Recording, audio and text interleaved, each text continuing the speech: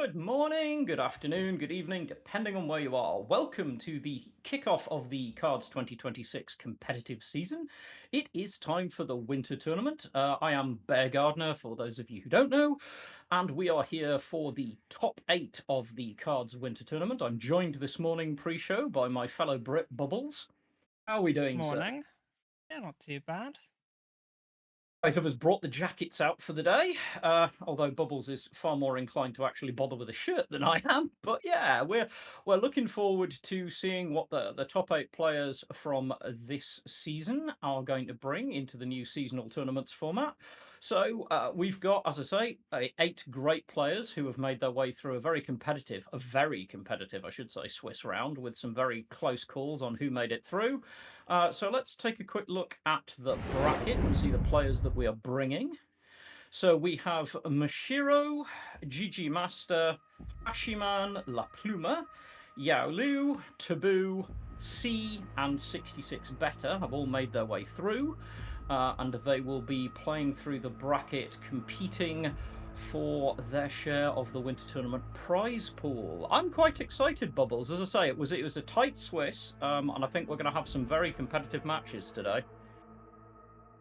Yeah, we should have some interesting matchups as well because we've got a lot of meta with things like Jagro and sort of buffs and boosters, but we also have a good chunk of off-meta decks with things as far out as Brit Finn guard spam being brought to the top 8 as well. So not only Yeah, do we have a competitive set of players, but we have a competitive set of lists, but also we have some very unique lists as well, yeah, we've which got a couple of little crafted ideas that I'm really yes. excited to see in play. And hey, we see a Soviet main control list make it through to the top 8. It's the only Soviet list in the entire top 8, but it's there.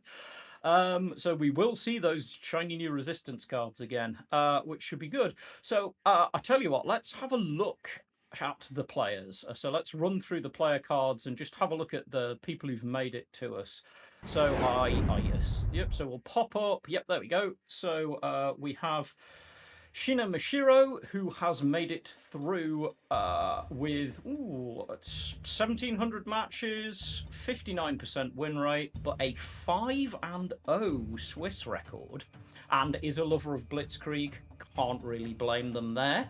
But 5-0 Swiss records, not nothing. Yeah, it's a really impressive Swiss record to see, and we've most played Japan as well.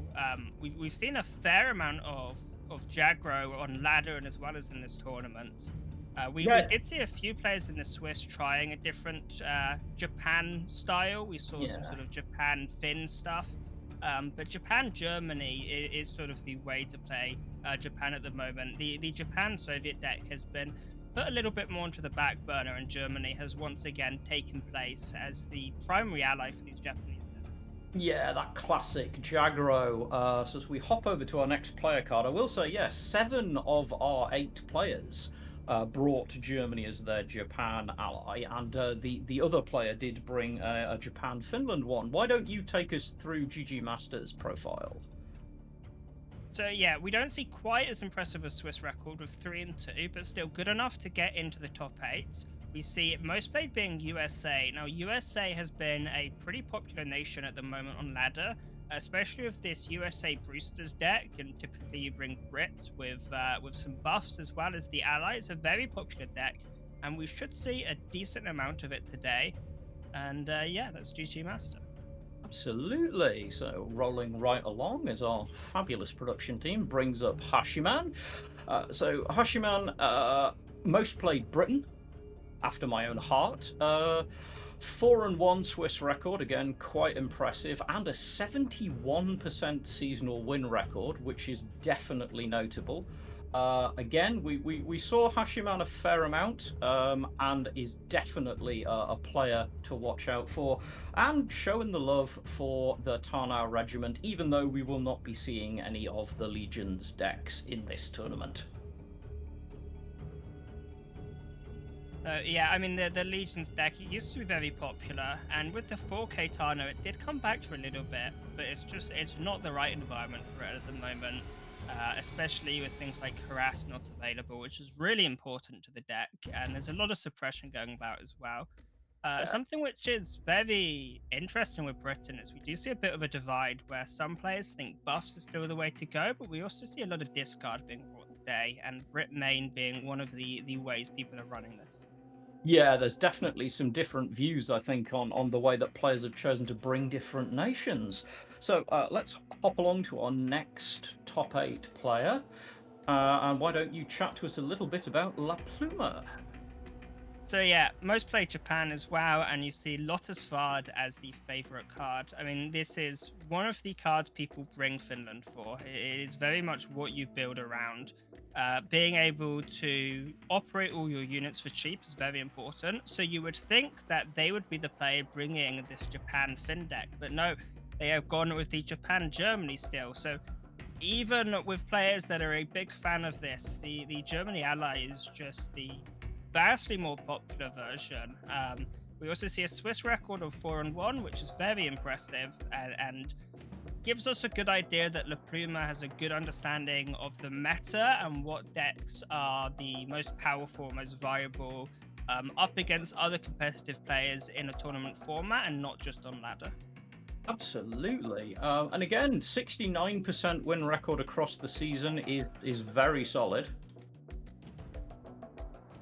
No, yeah, it's a great win rate, but It really is. the Swiss is what we are Yeah. paying the most attention to here. Is it shows how good they have found their decks in a competitive environment. Absolutely, yeah. I mean, it's the key point at the moment.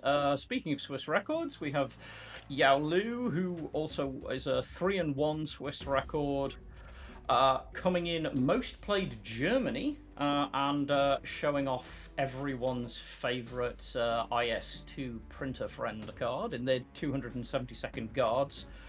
Again, good rate at the Swiss. 3-1 is again a solid way through. Another player that I think is getting a decent read on what's likely to be brought, and I think, as you've mentioned, that is going to be something we see a lot of. Is players seem to have a pretty good read on what they're expecting at the moment. Yeah, and the 3-1 might look a little bit confusing to some players because there were 5 rounds of Swiss. It just means there was a bye, Yeah. which gets you through one of the rounds. And yeah, 63% win rate. So there's the sort of average on what we expect from our top 8 players. We're expecting a 60 to 70% win rate typically. 70 very much being on the higher end of things and 60 being slightly on the lower end, but still that sort of range is what we expect. And then, like you say, Germany being the most played.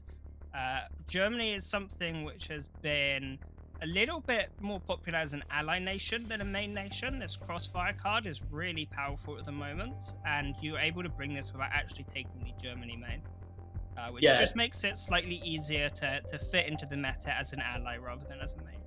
yeah, it's not necessarily the most sort of super dominant main nation at the moment, but always got some powerful cards. So I think we can move right along, and you can talk to us about Taboo, a face I think that many people will recognise. Yeah, Taboo is a real veteran of the cards esports scene at this point. They've been around for a long time. They've had a lot of success. And we see the HMS Talbot as the favorite card, which confuses a lot of players. This was actually a submarine base named HMS to try and confuse the enemy into thinking it was a ship instead. And to this day, we see people in the cards community asking why this doesn't have the Navy subtype if it's a HMS. So it's I do find it quite entertaining that it's been 80 years or so since the event, and the confusion strategy behind the naming of HMS Talbot is still very much in full effect. And then we see a Swiss of 3-2, which was the lowest possible Swiss record for getting through. Not that that's any downside to Taboo's. 3-2 is more than good enough to get through. It's just it is the lower end of our players who made it to top 8, but it is still well deserving of the top 8. And then we see most played Japan, which has been one of the most popular nations for our players coming into today. It's just a very powerful deck at the moment, this Jaguar deck. Brewster's is so popular at the moment, and by clogging the front line with your little units, you take away the board slots for the Brewster's deck from 9 down to 4, which is really quite relevant against a deck that wants to flood the board. So taking the front line is really important against the Brewster deck, and this Jaguar deck is just the best deck at taking and occupying the front line at the moment. Yeah, just disrupt that strategy that everyone finds so frustrating with those pesky Brewster planes. So, who've we got next of our mighty 8 players? And it's C. So, again, another player who is becoming super familiar on the competitive circuit. A Swiss record of 4-1. Again, we do see that most played nation, Japan. Love for the currently retired Shiden, a card that I certainly share the love for historically, and as Bubbles mentioned earlier, see at that what we would generally consider to be elite win rate of 70%, where you're really into that incredibly strong season, and that shows in just over 1,000 matches in the season and making his way into the top 8. Always, I think, a player to watch. Very competitive, very focused. And yeah, that Swiss record is, again, really strong. No, yeah, 4-1 is the higher end of the Swiss record. We've seen mostly 3-2 and 4-1, and then a single 5-0. And then most played Japan. I think this has been the most played nation. I think the most popular among our players has been Japan. So we expect our players to have a lot of reps on this Japanese deck, especially in the mirror. So I'm very excited to try and see some Jaguar mirrors today. As I think it could be a great opportunity for the rest of us to learn a little bit about the intricacies of playing this mirror match, since I expect all these players have a good amount of experience on that mirror. 100%. Right, one more player to take a look at, and it is 66 Better. So 66 Better, another competitive veteran, another player this time with less than 1,000 matches in the season. Got through 1 point off that 70% win rate, and again, most played Japan. Got to shout out close air support. Anybody who's going to bring a Brit Air card as their favourite card gets some bear love. But again, another highly competitive player coming through with that very common kind of 3-2 win rate, which does go to how competitive the Swiss rounds were and how close it became. But that does wrap up our 8 players. And I am super excited to see how these 8 players go about it. We do, of course, have the team ready to go, and we are going to be shifting across momentarily to get ourselves ready for our first match. I, of course, will be around through the day, but your team for the first match, I believe, is going to be Bubbles and Thanatron, who, of course, will do it. But I think we can have one last look at the bracket and see the matches that we have coming up. And so we are getting set. Bubbles, do you want to pick one? Who do we think might win this? I'm going 66 Better. He's got the most experience. He's a real veteran, and I'm hedging all my bets on 66 Better. I'm putting my mortgage on this. Okay, well, I mean, that's definitely brave, I will say. 2 lists that stood out to me were from Taboo, so I think, again, we'll see there. But 66 Better, definitely a reputation to be seriously considered and one of the best players in the game. But yeah, I think we are just about ready. Yep, we are about to be joined by Thanatron. So I will see all you guys a little bit later, and I hand you over to Bubbles and Thanatron for our first match. Welcome. Good morning. Thank you. It's early for me, but so happy to be here. Yeah, a little bit happier if you were in bed still. Maybe No, next I wouldn't. time we I'd can get rather you be nowhere else. commentating from the bed. We get your camera set Oh, up above nice. you. Okay, now I'm on board. Yeah, Yeah, no, yeah, I didn't absolutely. suggest you wouldn't be here. Just you'd be here while also in bed. Have you got? How are you doing? Have you had a chance to look through the decks today? Certainly, maybe not today, but the last 2 days. As always, your casters are out here scrimming away, getting every last little bit of detail we can with some of these extremely impressive lists. Super excited for what we have today. We've got Burn with no guards naval. We've got, uh, you know, Brewsters coming out of the woodwork. There's some really fun, really interesting, cool tech stuff going on today, and we're really excited to see it. And for you, what are the decks to look out for? Because, like you say, there's been a good bit of scrimming from the casters to try and get a good idea of how these decks play. What is the danger deck of the day? What are the players going to be worried about, and what are they going to be looking at to ban?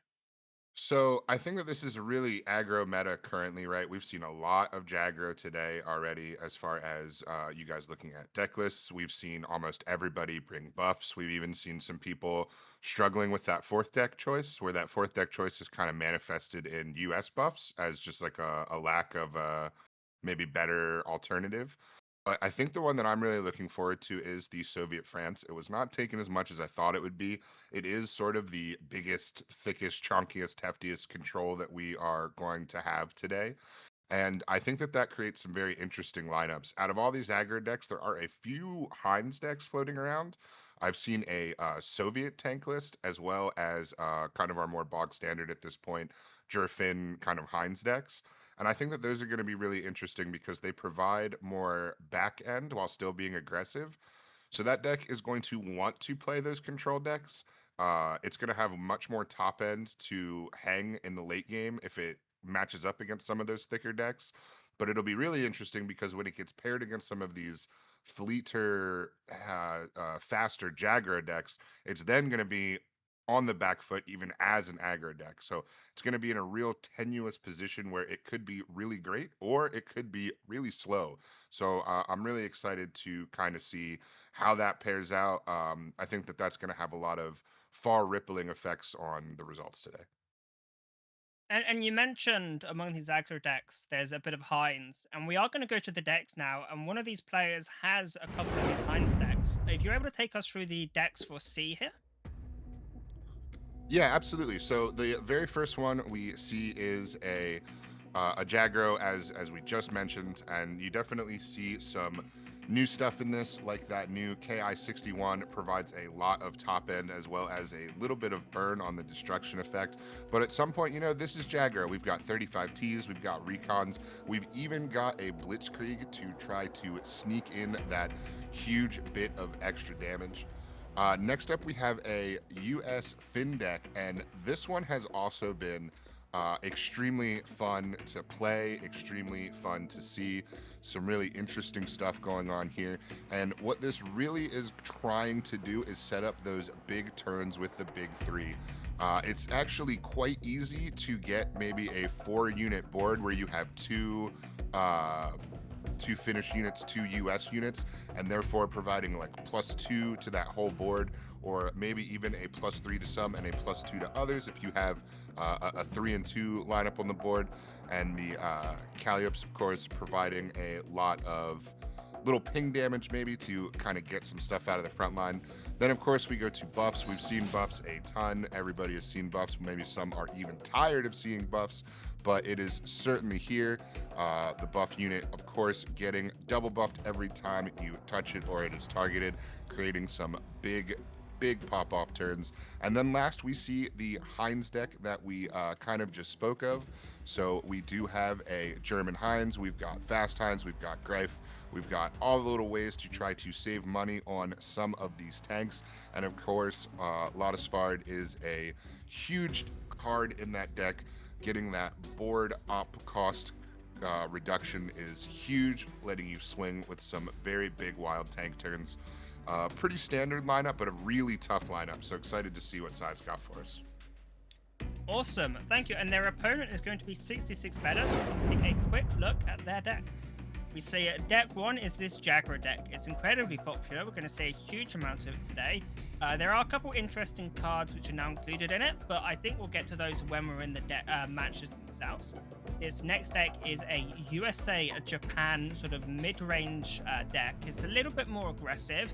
It focuses a little bit on sort of Navy and Marines because you've got the USS Sullivans with the SNLF, the fifth Sabo. It's a very powerful combo, and this deck is very nice if it can capture and secure the front line. We also see things like Osaka in here, which are a little bit peculiar. Excited to see this deck. We then see a Germany-Japan deck. Now, this deck's a little bit strange. It's basically Navy burn, but it has got things like shifting attack in here. It's got things like overpower in here. It's a little bit peculiar compared to what we see from our other players today, but it was able to get them to, or they were able to get top eight. So I'm very excited to see how this deck plays. It's just overall a very well-rounded mid-range Germany-Japan deck, and I'm just excited to see this deck.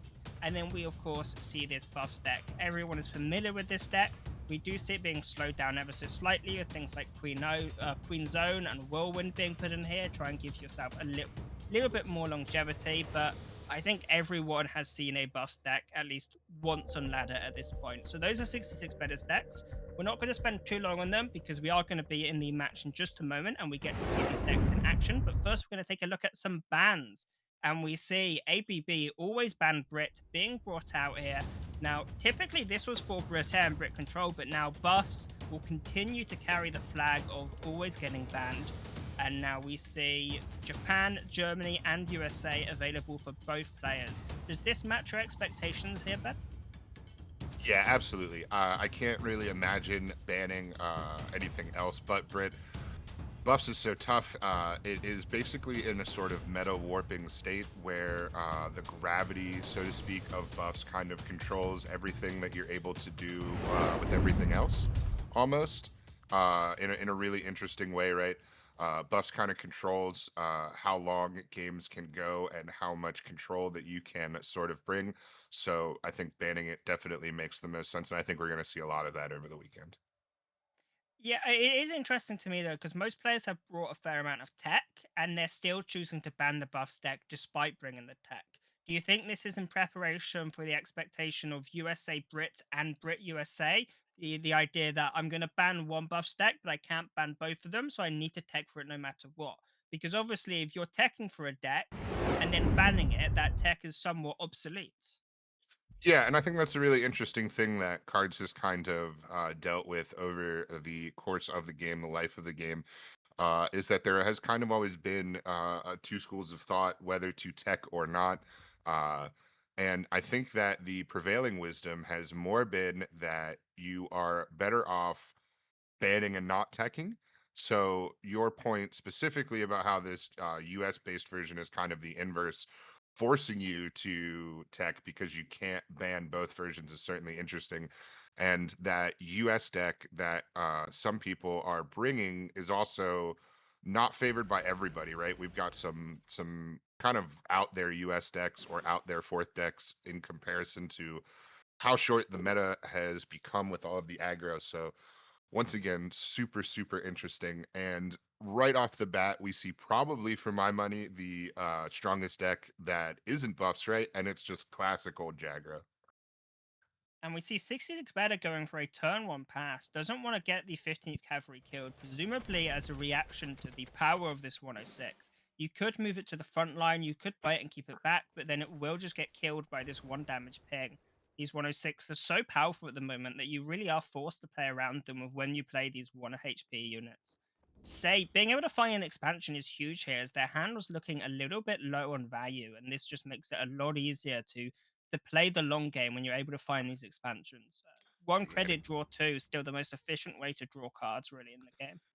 an expansion into expansion as well. So he can really start to build up some momentum and get that hand nice and fat, get his options going here. And as you said, the ping unit becoming an increasingly, even after the slight nerf, just this roadblock as they constantly are coming back to your hand if they are killed on your opponent's turn. So it's pretty easy to not kill them yourself. You just need to get them in the front line, and then they create these huge roadblocks where you know that as long as it's in the front line, as long as they can't retreat it, they're going to have to be the one to take it out, and it is going to come back to your hand. And you're going to be able to recycle all that value. I mean, I wonder if we're going to see suppression coming out without any draw attached to it here. Playing suppression without an air unit, shutting off this 106 is very important. I mean, but also this 3 HP, like you say, it's such a roadblock in the front line, especially for this Jaguar deck, because we just saw 66 better being forced to trade away a 15th cavalry just to deal with it. We also see Overpower, which is an incredibly powerful card at the moment, but it's really quite bad in the mirror. as it destroys all copies of a unit, not just the enemy's copies. So if 66 better uses his overpower on a 106, it's going to destroy their ones as well. So it's going to be difficult to find a big way of getting value out of this. You very much need to not have the same units as your opponent for this card to be effective. It can be such a hard choice as well. Sometimes that card does need to come down and destroy a whole bunch of these 1-3 ping units, and you know that you're giving them back. You know that they are just going to take all of their 106 right back to hand, but Yeah. the positioning, the tempo is so important that sometimes you still have to make that play. And even when it is the right play, my goodness, does it feel bad to just kill 3 units and know they're going right back to the board. Not only that, but with their deployment effect. So you're going to be taking some ping damage. Now, will we see the 2 credit flow or will we see. So now just going to float the credits. A slightly awkward turn here, and now say is going to be able to fairly effectively trade with these units in the front line. I would like to see these suppressions come out. I know there's not any air units available to generate draw from them, but it's so important to stop this 106 value engine. We may see the Hunch will come out, take out this Type 93 in the back line, and then wait just one more turn before playing these suppressions to make sure you get a bit of card draw. But it's a little bit greedy, and it is possible you get punished by going for this route. And it's a hard line to take always because it never feels good suppressing a 2 drop, right? Not only are you suppressing a 2 drop, you're suppressing a basic 2 drop that they have 4 of. So, the lizard brain of the cards player wants to save those suppressions for big units. You wanna throw those down on something like that Henschel, right? Get rid of that buff damage that it does to ground units. That's what suppressions are for. They're not for 2 drops. But the as you called the 106 basically a value engine. You got to do it. You don't even have a choice really, otherwise you're just gonna death by 1,000 paper cuts. And I wonder if this will be the time for the Shenano, as this is a very, very scary play, and it's going to be able to threaten at 6 damage to 66 Better's HQ. And here it's going to be. I would have. I would have really liked to see Shinano first so that we had the 2 credits left over for that follow up with Desperate Measures. Yeah. As you can see, that Henschel is sitting at an exact 2 health. I would have really liked to pair that AoE together. If we're going to go for the AoE turn, let's go for it fully and try to wipe some of these units off the board. I feel like this gives Sai a little bit of counterplay due to trusting the RNG a little bit to do your dirty work. And I don't know that I love that play from 66. I mean, it's just a matter of hedging bets, right? They decided to get the Truly. extra unit on board instead of the more reliable route of 66 better. But this is what happens when you gamble: is sometimes you lose, And with and you always think afterwards, "I wish I, I wish I hadn't." 66 better, having the front line, having his 106 Yeah. six is already up, it also would have been nice because that means that even as size 106 come back to him and they come out with that ping damage, they are then killing your 106s. And since you're already ahead in that race by establishing the front line, it's more likely that you're going to be able to take it back. No, absolutely. It's the 106th mirror. It really comes down to who has the initiative, as so to speak, with their Ooh. 106. But Both oh, type there's a 94s off lot the of Type Dina. 94s. Yeah, that's very nice. That is going to be an instant pin kill. I'm I also suspect. desperate measures though is still looking really good. You suppress one of Exactly. these 106 so that it's not added back to hand. And you're Doesn't also particularly getting a, matter which one. a lovely draw off the Dina. Yeah. Ooh, into another suppression for next turn. Still And we holding the Dina, see so that's going to chain a little bit of draw, which can be really important when the expansions are not coming to hand. we see both HQs starting to reach danger numbers, 11 and 12 here.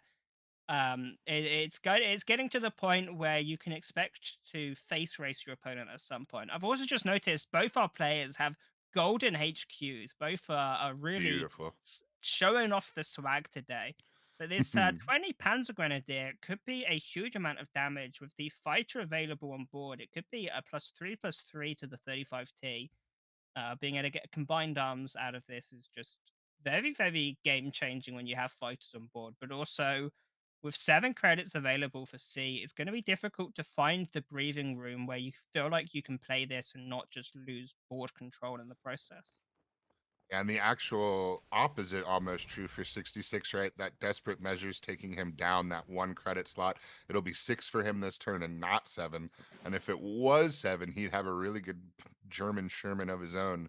So always interesting how I that tempo wonder if works out. it's I'm always so tempted here to go for the 20 pounds grenadier and move it to the front line because it's got 4 defense, but you see these 2 surprise attacks in hand available for C, and you know they're both there if you're 66 better. So it feels so bad knowing that for 2 credits, this 4 HP unit gets taken out. I'm almost tempted to play wide here if I'm 66 better. Go for the 106, take out the raiding brigade, go for the raiding brigade as well, and just get a 2-2 in the front line and be happy with that. Yeah, and again, super important to get that front line going. He then only having the single 106 staring down the 2-2, your Ooh. roadblock sort of. All right, and we're actually going to take the pin. We are going to divide up the surprise attacks. It looks like we are not going to use those for destruction. We are going to use those purely for tempo. I mean, it's so Pretty interesting important play here by 66. it's so important to stop the 106 being in the front line. And this is such a bad play in value terms, but it's such a good play in tempo terms. And now that Say has 11 HP, opting to play for tempo rather than value could be important to closing out this game. Now we see, however, this 4 HP unit going to be pretty scary here.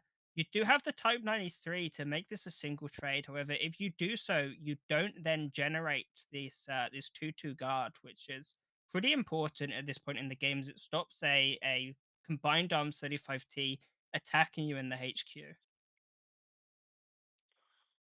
Yeah, very tenuous spot here in the game, as you pointed out very astutely, right? We are in the danger numbers here at this point. And with the new top end, something like the new key coming around on turn 9 can just wipe 6 off face right away and still have to deal with the 3 extra damage burn from destruction from that plane as well. So you never know when this game could end. Sort of like when the Sheeden top end was available. Not quite, not quite as frightening, but certainly quite frightening. Now, Nano draw, not the greatest. Probably still looking at a big 35T turn here, but as you can see, once again, the 106 roadblock creating I'll some tell very you what messy though. numbers. This overpower has been lurking in hand all game, and it's starting to look like this might be the turn where it really swings things around. Because this 106 in the front line is going to be killed, and then when you go for this overpower here, it is just going to be a one-sided effect. And the guard able to stay alive on 1 HP is going to prevent the 35T from being able to connect with the HQ. Yeah, really non-cooperative shenanigans here for both players, spreading damage out just a little less than efficiently. But now we see Sai basically able to take as much control in this match, in this game, as he's been able to the entire time, finally having a nice This front line for himself. It's gonna get wiped though. The overpower, as long as as well as the raiding brigade is gonna be able to clear this straight away. Now you do get these 106 back, so it's not the end of the world to have this board wiped, but it certainly is a hit to size game. Another However, 35T is going to be really, really nice, even without any kind of crazy buffs from combined arms, right? Just being able to get that op cost reduction as you obviously have a ton of 106 and being able to take just that 2 damage off of the HQ, but more importantly, set up more and more and more in that front line. We see 66 with an expansion now as well. So any kind of draw denial by side by, road blocking that front line from him is also going to be huge for limiting 66 better's options to even think about trying to reverse this. He's got a lot more resources in hand with the same health total.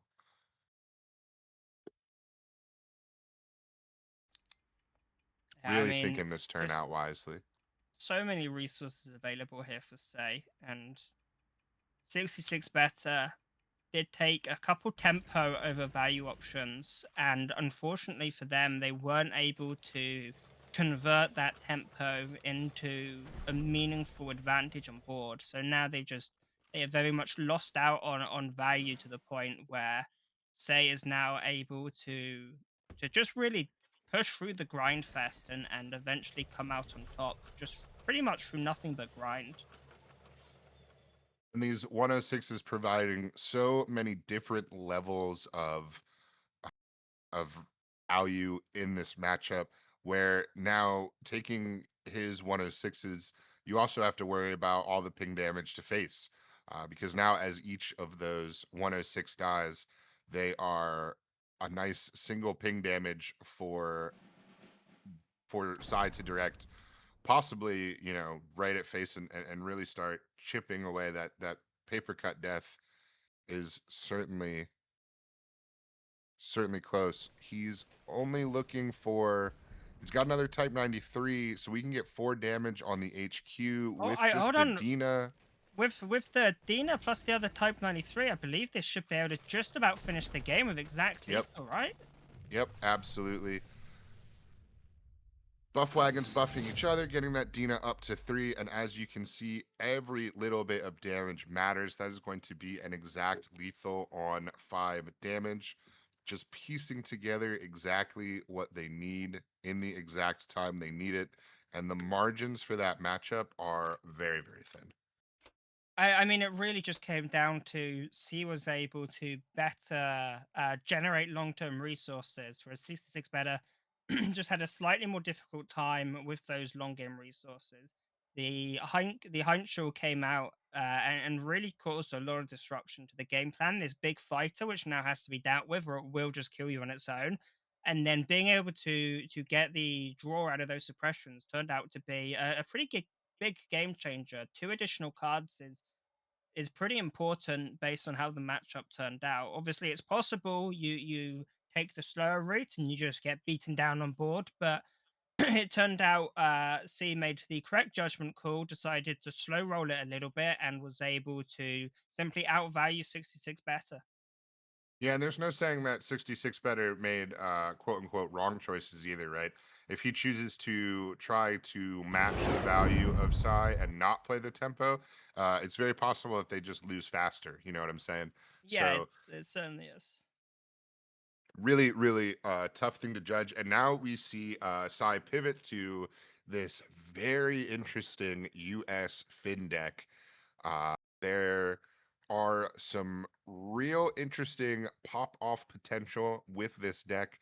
However, Jagro once again is going to sort of warp the ecosystem here, and is really going to cut down on how long they can develop boards, right? They're not going to have a ton of time, a ton of tempo to be able to develop big boards to get these buffs out.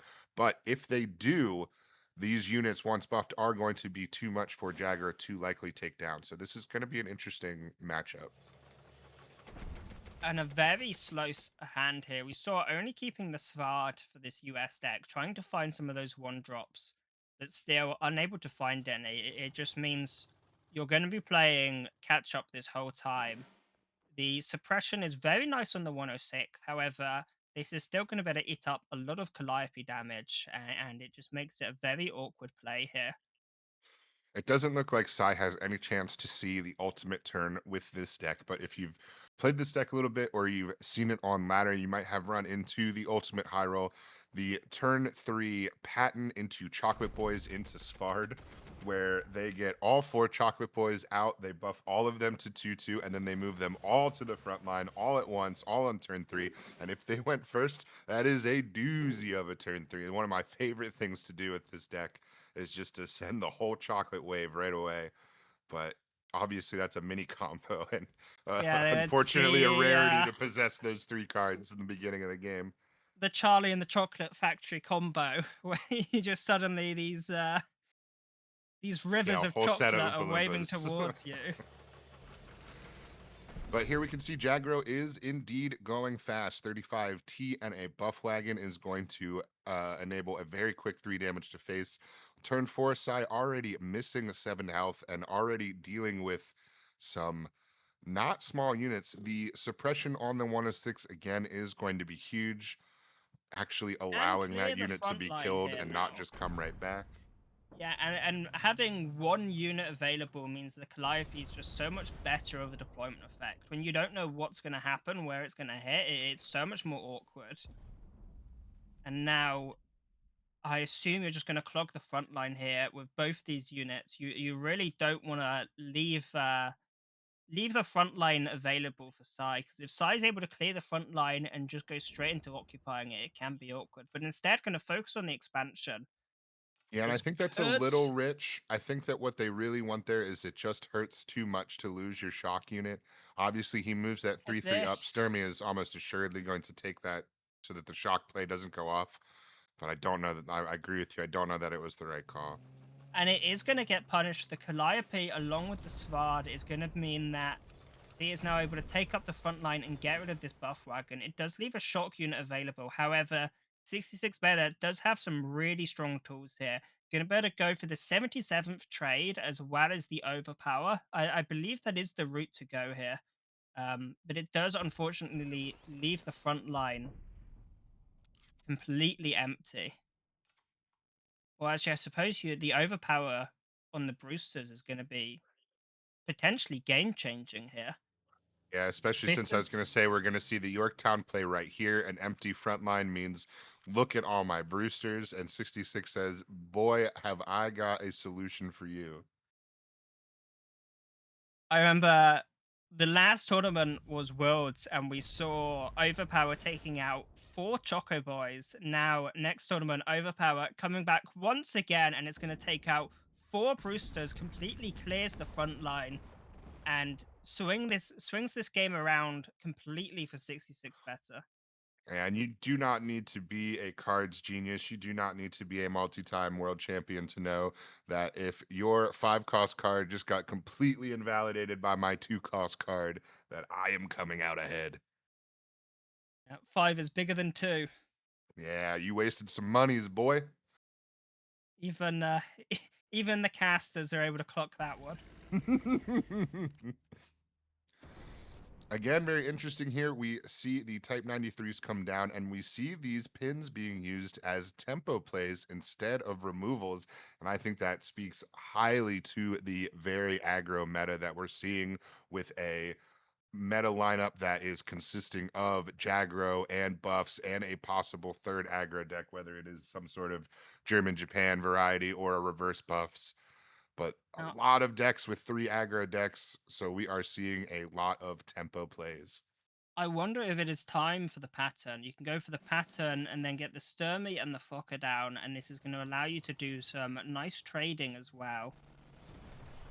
Going to Yeah, see getting that. a shock attack on the Sturmy with Blitz, super, super nice.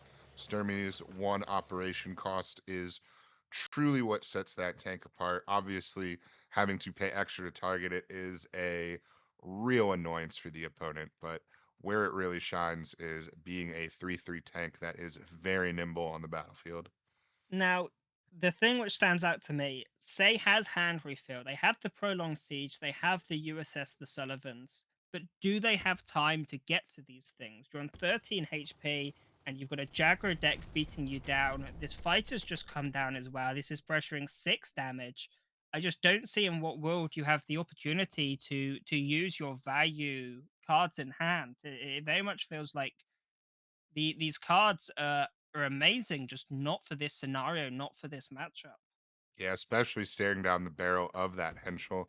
Thunderbolt will help allow some draw back into the hand. Oh, I imagine we see the. Okay, so Tiger Cat going back makes sense as well. If not, it could have been Yorktown, as obviously the front line is taken up. So your 4 Brewster gamut probably not coming through. But yeah, then we're going to see Sullivan's Sturmy going to do a little bit of work, but 6 damage, 7 damage to face at least. I mean, I'd be tempted to play the KI 63 here and Right. just A single buff completely. wagon ends the game. He just needs to draw Buffwagon and it's lethal. There it And there it is. is. Does Gonna not need draw to anyway, expand just here, for but good yeah, we're measure. gonna do reflexively. We're gonna add these numbers up. Yep.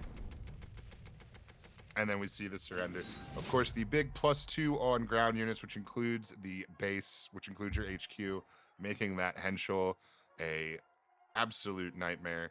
And when you can sit on that Henschel in your back line and you've got an entire roadblock in the front line, probably complete with 106s, so that when they get through your roadblock, you're coming right back with these annoying little lasers. It's tough. I think if buffs wasn't so strong, we would see a lot of ban Jagro, as Jagro is in a pretty powerful position right now, but obviously buffs is terrifying and probably the right call. I mean, on this Henschel, it just does so much at the moment. It turns your suppressions on so that they draw you cards. It allows you to kill a unit when it comes down. Often it can take out a beefy guard and it will just about survive. I mean, 5 HP, 6 attack, it's going to be able to take out most units and survive in the process. But then it also is this ongoing threat from the support line. And like you say, it's really difficult to reach it, especially if things like 106. And this is something we spoke a little bit about in the pre-show, that against these Brewster's decks, taking the front line, restricting how much space they have to play, you take their support slot, their board slots down from 9 to 4. It's really impactful, and the Heinschel, I think, just highlights what you're able to do when you've occupied and sort of forced the front line away from these decks. It just comes down and puts up so much pressure. All right, and we see both players here with some new decks. Obviously, 66 coming off a win has pivoted to his US Japan, which is a more of a rare deck amongst our players today. This is not something that we've seen reflected in a lot of other lineups. I want to say that it might be the only US Japan in the tournament. Uh, I would have to take a look at our pie charts to know for sure. But then, of course, Sai going with this Jurfin Hines as well, that a lot of players have seen a lot of. And decent starts here for both players. 66 obviously getting his early ramp, exactly what he wants, although some of the follow-ups don't Look how look much necessarily damage this quite is as going to clean. be. Surely you go for the Svard here. Oh, if you go Svard plus Buzz Bomb, you would be able to hit the HQ for an insane amount of damage. But instead, it's going to just play it slightly slower. And I mean, if you don't move up to 77 to the front line, you're going to be in a huge amount of trouble here. Yeah, the Sfard next turn is going to provide quite a bit of utility. Yes, Buzz Bomb as well. This Buzz Bomb is 1 credit for 5 points of damage because you do 1 damage to the HQ and then you do +4 damage for each of these panzers because they do additional damage on card draw. So this is going to be a 1 credit, 5 damage. Yeah, and you can see this is where Cycle Hines is. It's sort Oh, of and with the drawing, the when oh, of course, turn 4. you draw the homeland front, you go for the Buzz Bomb here. 8 attack on each of these. Gonna find the Greif as Greif. well. Gonna better We're go for the driving Sword for to move up free. everything. Even the Greif can go up. Is this how much And damage that's is this? lethal. That's it. That's a turn 4 victory. Sai racing ahead. Cycle Hines has truly not had its moment yet. We have talked about how fast that deck can go, about how that deck can pop off, about how that deck does not need much at all. It just needs, a couple of convenient draws, and suddenly those 1 drops, as you saw, are doing 8 damage each. Uh, Good lord, that was a 2-minute match. Drawing the front and homeland on turn 4 consistently means turn 4 is such a deadly turn. You see, there's these two panzers. I mean, there was very little you could do there if you're 66 better. I do think you should have tried to occupy the front line because you know this card is going to be naturally drawn on turn 4. But there's still so much coming at you, and there's so little you can do to combat that. That was Oh, terrifying. Sai's And now Sai's got 2 or 3. Let's see the patent. Let's see the patent. the chocolate wave. If you get the Patent. pattern, Ah. if you draw the pattern there, do you go for the turn 1 chocolate and just get them all down? Because then you can do the turn 2 Lotus Vard. Yeah, and that is obviously probably better than waiting on turn 3 and doing it all at once. But ah, man, it is so sweet. The chocolate is so sweet. Nice war machine here for Sai, going to be exactly what they're looking for. Looking for match point here now to move on. Only needs a win with this US deck. And when you give this US deck time to sort itself out, it can put a lot out very quickly. Obviously, putting out 4 Brewsters at a time. Tiger Cat is going to generate Dauntlesses that are going to be of high value as well. There's just a Look, lot of look ways to at these generate value with this deck if you can survive long enough to pull it off. these 106 coming down. They're so good against the Chocolate Boys, being able to just get rid of them, and then they also have 3 HP, so they're generally quite good at trading into these. The And I have to perfect imagine we see answer. the 3-2 chocolate moving up. Or okay, yeah, no, that also works. Just the Yorktown play. We need to keep these 106s back. I mean, this is setting up a potential massive Lotta Svard as well here. The Svard is going to do so much damage. It's going to put up so much pressure, but it gives you space to play Tiger Cat and be confident that the Tiger Cat is going to survive in the back line. Now Yeah, certainly 66 hard to better. yeah, I was just gonna say certainly hard to reach a Tiger Cat when you've got to go through an entire fleet of Brewsters. I think the Tiger Cat is the way to go here. Oh, but this Seahawk makes Seahawk Svard such an appealing play here. The -1 damage from everything, as well as the +1 HP on the Svard, it just makes this board impossible to deal with, and it completely nullifies these 106. They're no longer relevant. They have 1 attack damage, and they do 1 damage on ping, but this is all reduced to 0. Yeah, the Mustang value is a nice trades. find, but direct hit, gonna be able to respond to the Svard and take out this Seahawk. And this is an interesting choice here. Goes with the goes with DFA just the to clear the removal. Yeah, the board. I mean, you DFA. have 2 We Can Do It's in hand already. You don't need a So yeah, third one. that was certainly worthless, and I don't know that you're getting multiple infantry down in a usable way to Now, really work the unity Mustang of strength. Mustang and DFA are both ways to try and do something here. However, it is slightly awkward. Gonna go for the 50-50. Is not going to hit it. This is a big hit here. And now Say is going to be able to do a fair amount. Yeah, obviously 66 would have loved for that perfect kill on the Tiger Cat. If you can find another buff here, then you are able to get this out of range and kill it. But unfortunately for them, they're not going to be able to. They're just going to apply as much pressure as possible. Calliope, it's a nice find, but it's not what you need right now. Yeah, and It's you just a almost little wonder if bit. the We Can Do It has to come out here so that we can get multiple trades with our Musty. We can get a little bit of health so that one of these 3 attack units is slightly nullified for next turn because obviously I the health total of the HQ is becoming a big thing here. I do think you have to go for the We Can Do It because you just can't afford to let this bomber start hitting you as well. If you go for the We Can Do It, it forces Sai to use one of these units in the front line to get rid of your Mustang to free up Hmm. this bomber. And then Also gives you a obviously bit of draw. the bomber creation engine really needs to really needs to die here. Unfortunately, the Pathfinders is a nice find. Pathfinder's a nice find. The finish unit with that shock attack, that blitz shock unit, also going to be big for Sai here. He is going to be able to wipe out the Mustang without it having to be a trade. Now that the tempo play and keeping that health total is nice for 66, but obviously he really needed that to be a trade. Seahawk, this is going to force the overpower, and really, you don't want to be using your overpower like this. It's just, I mean, it's a fine way to respond to this Seahawk, but against the Brewster's deck, a single Brewster mass spawn, and this game is just over on the spot. But you are absolutely forced. You have to overpower this Brewsters.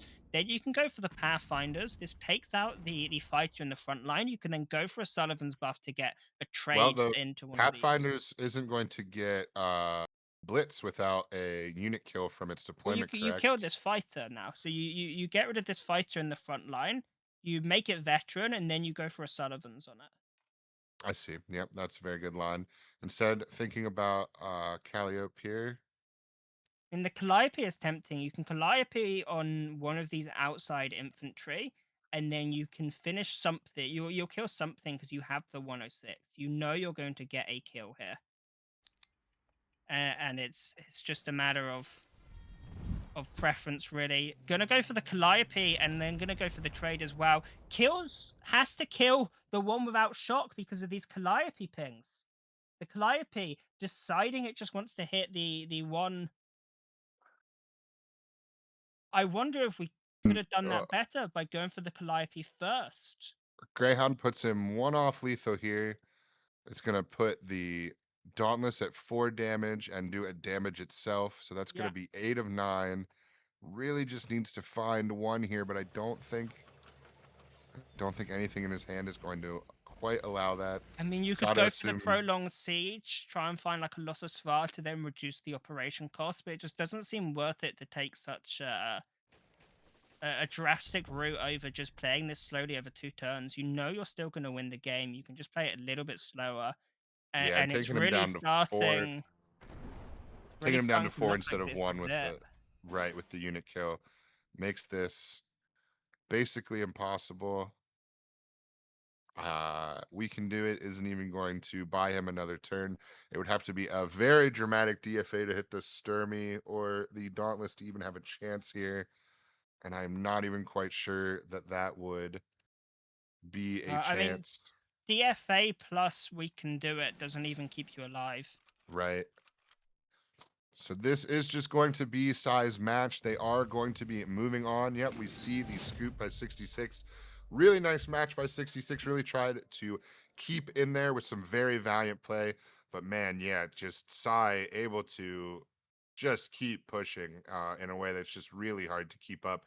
The way that the tempo game can snowball with some of these decks is going to be really tough to be back-footed at any point in this tournament. No, yeah, it's very difficult against these Brewsters decks when they're able to take the front line because not only are they spawning in all these Brewsters in their just numerous card board slots, but also they're able to play the Tiger Cat and generate so much value. It's very similar to the Heinzel where it comes down and then it has some immediate impact. In this case, immediately spawning in a bomber at end of turn. But then it has this ongoing threat throughout the game, and I do wonder what that would have looked like if 66 Better had been able to hit that 50-50 and had been able to hit the Tiger Cat with the deployment effect. But it's a game of odds, and when you leave it up to odds, it can very much go against you. It's one of the downsides, really, of this Mustang at the moment. Is it's just not very good at killing the Tiger Cat because it's always going to be a numbers game. It's never going to be guaranteed. What you want right now are certain ways of dealing with these. Just I'm definitely going to deal with this. Things like extended barrage from the Soviets are very good at the moment because they always reliably deal with these Right. threats. You don't want to be rolling the dice because you just don't know what's going to happen, and then that's just one of the risks when you do that.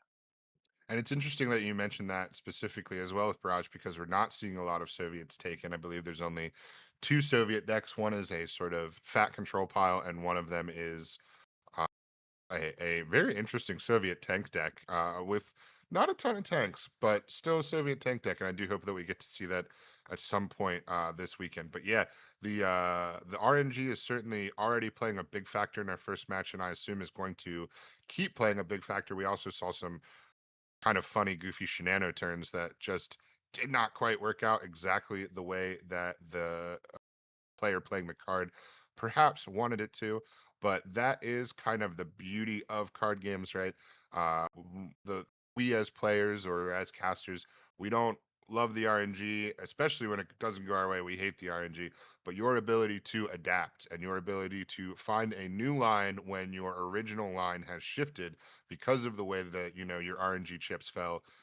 That is definitely what separates some of the extremely skilled players from, I don't want to say less skilled players. Obviously, anybody making it at this level, super extremely skilled, but you get what I'm saying. I mean, for me, RNG is always a matter of risk versus reward. You don't ever want to be relying on RNG as your way to play the game. You want to be using it to gain an advantage and not using it to survive. And I think we've Yeah. seen this in these matchups. The Shinano didn't work out, the Mustang didn't work out, and this because RNG was being used to survive. And then when it doesn't work out, you lose. If you're able to instead use it to gain an additional advantage over your opponents, that's when it can really be a tool rather than a detriment. I think whether RNG is a detriment or a tool really is the difference between good players and the best players, how they Yeah. utilize it like that. Instead of seeing it as something which has to be dealt with, they see it as a way to gain an additional advantage over their opponents.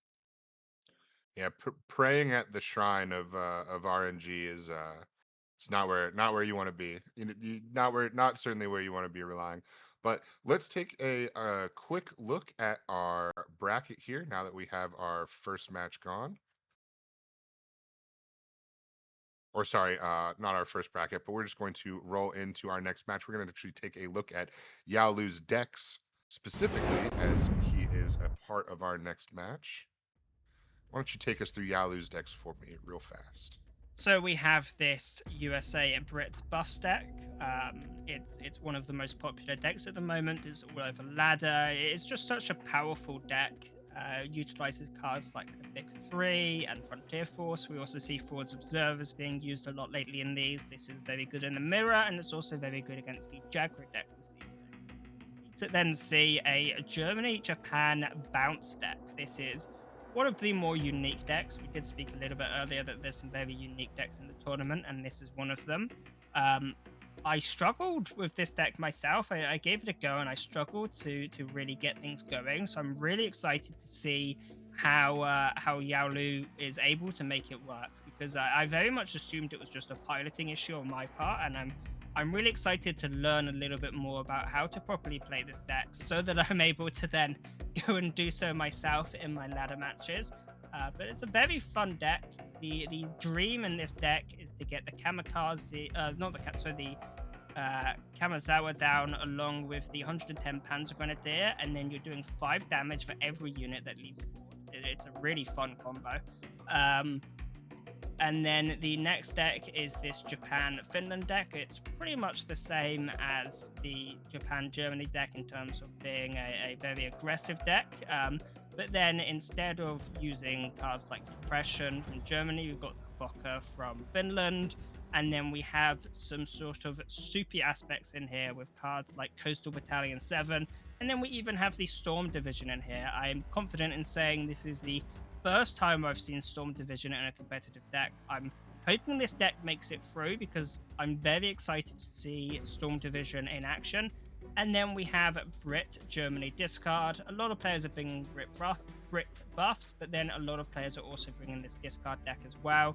There's a little bit of a split from our players today about which Brit deck is the most powerful.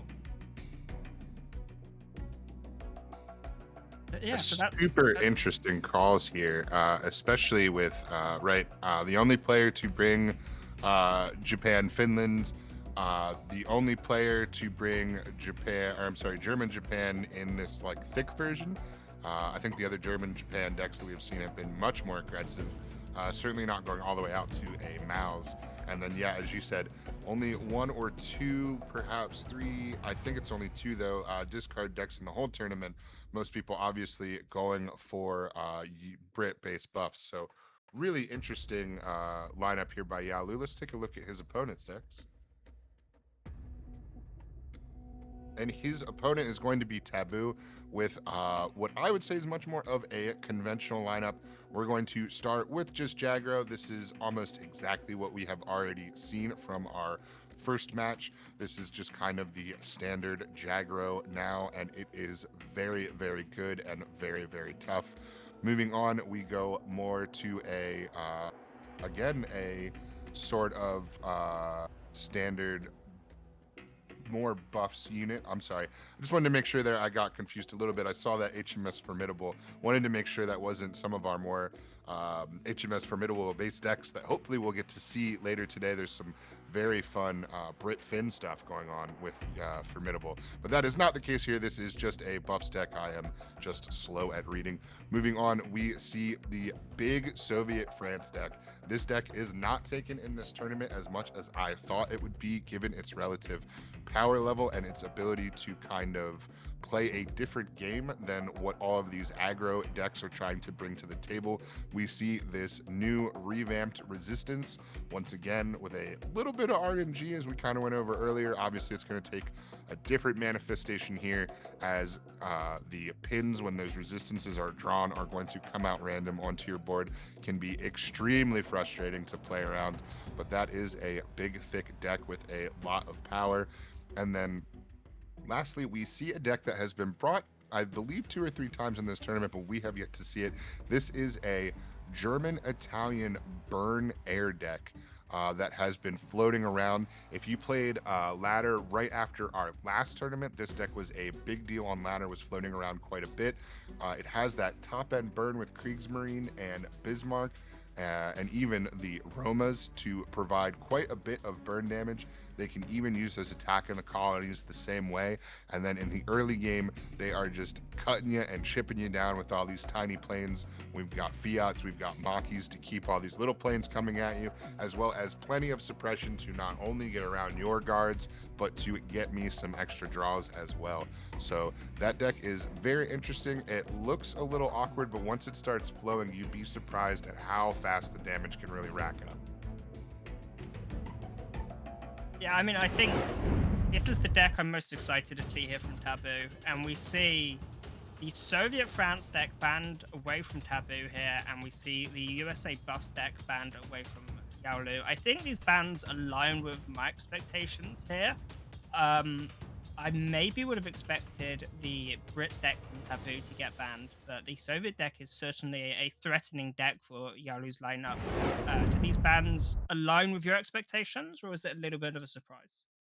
I would say it's a little bit of a surprise anytime that you're not taking the buff ban when you can. But as you said, right, Soviet France is the um more lineup warping a deck in my mind, right?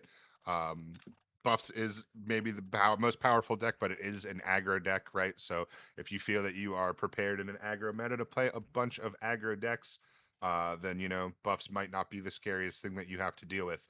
But if you are very prepared for an aggro lineup, you might not be prepared for a big honkin' Soviet France. So that, I think, could be a very astute decision. We'll definitely have to see how it plays out. I mean, I wonder if it really just calls back to this question of bans versus techs. And we see in Yaolu's decks, we've got two duress in the US deck, we've got suppression in the bounce deck, but you also have, well, bounce itself, which is a really good way of dealing with buffs as it removes all of the Right. bonus stats they have. We've got a Finn ally deck with Fokker and White Death, which are both good ways of dealing with buffs. As well as Type 94 to pin it to buy time for the suppress. So no, you grow it when you pin it, but you're going to suppress it anyway. It doesn't really matter. And then this Brit deck, we've got Dilemma, we've got Route, we've got Suppression, we've got Fog of War. I wonder if this is just one of the conclusions on tech versus bans. And Yalu says, I've teched, I don't want to ban. Yeah, yeah, absolutely. And even just bringing up all those little individual tools, right? Even something just like Dilemma is quite a good card. Can just absolutely neuter a big unit. So, excuse me. Really interesting choices for both of our players. No, yeah, I've been a big fan of Dilemma lately. I've been using it in a fair number of my decks. It's just so good at shutting down so many aggressive cards. It is the perfect answer to home. It moves into the front line, and then it becomes a 0-3 unit. It really doesn't matter. It is slightly awkward against Japan because obviously for Jagro, even a zero attack Japanese unit in the front line has value because it enables expansion draw. So it's a little bit awkward at times against Jagro, but I think overall Dilemma's a very powerful card at the moment, and I'd almost like to see a little bit more appreciation for it in some of the decks our players are building, because it can be very powerful. I think the one thing I do want to say on Dilemma is it can be countered quite easily by self suppression. I've Mm. had games where I moved a Queen Zone into the front line and it's been dilemmaed, so now it's a 7 operation to attack unit. But I just go for a suppression on my own unit and it becomes 2 operation 7 attack again. So I almost wonder if that's the main reason we're not seeing more players bringing it, is because there's just so much suppression at the moment. And while it's not optimal to suppress your own units, it can be done in a crunch, and sometimes that's enough to win you the game. Yeah, yeah, absolutely. Just taking a second here for our next match to sort of get set up. Our players are getting ready. Should just be just a few moments. But yeah, Dilemma, I think, very interesting. As you said, obviously it hurts a little bit to suppress your own unit, knowing that you're going to take something off, I'm sorry, Fury. I almost called it by a different name. Uh, Taking something like Fury off of your own unit, but certainly when you are restoring it back to 7/7 from 2/7, that is an easy choice to make. So, but I would say that you see a lot more Dilemma than you see people undoing Dilemma with that self suppression. So that is certainly a good call, and will be very interesting to see if we see that at this point. Uh, you know, But if I did if that have happens, I'm gonna be pointing at the screen like the Leo meme. I I did have a couple games because I was running Dilemma in my own deck where my opponent dilemmaed my unit and they assumed themselves safe, and then you hit them with the reverse dilemma, and they never see it coming when they make your unit 7 operation cost and then you flip it back on them, and suddenly it's back around on them.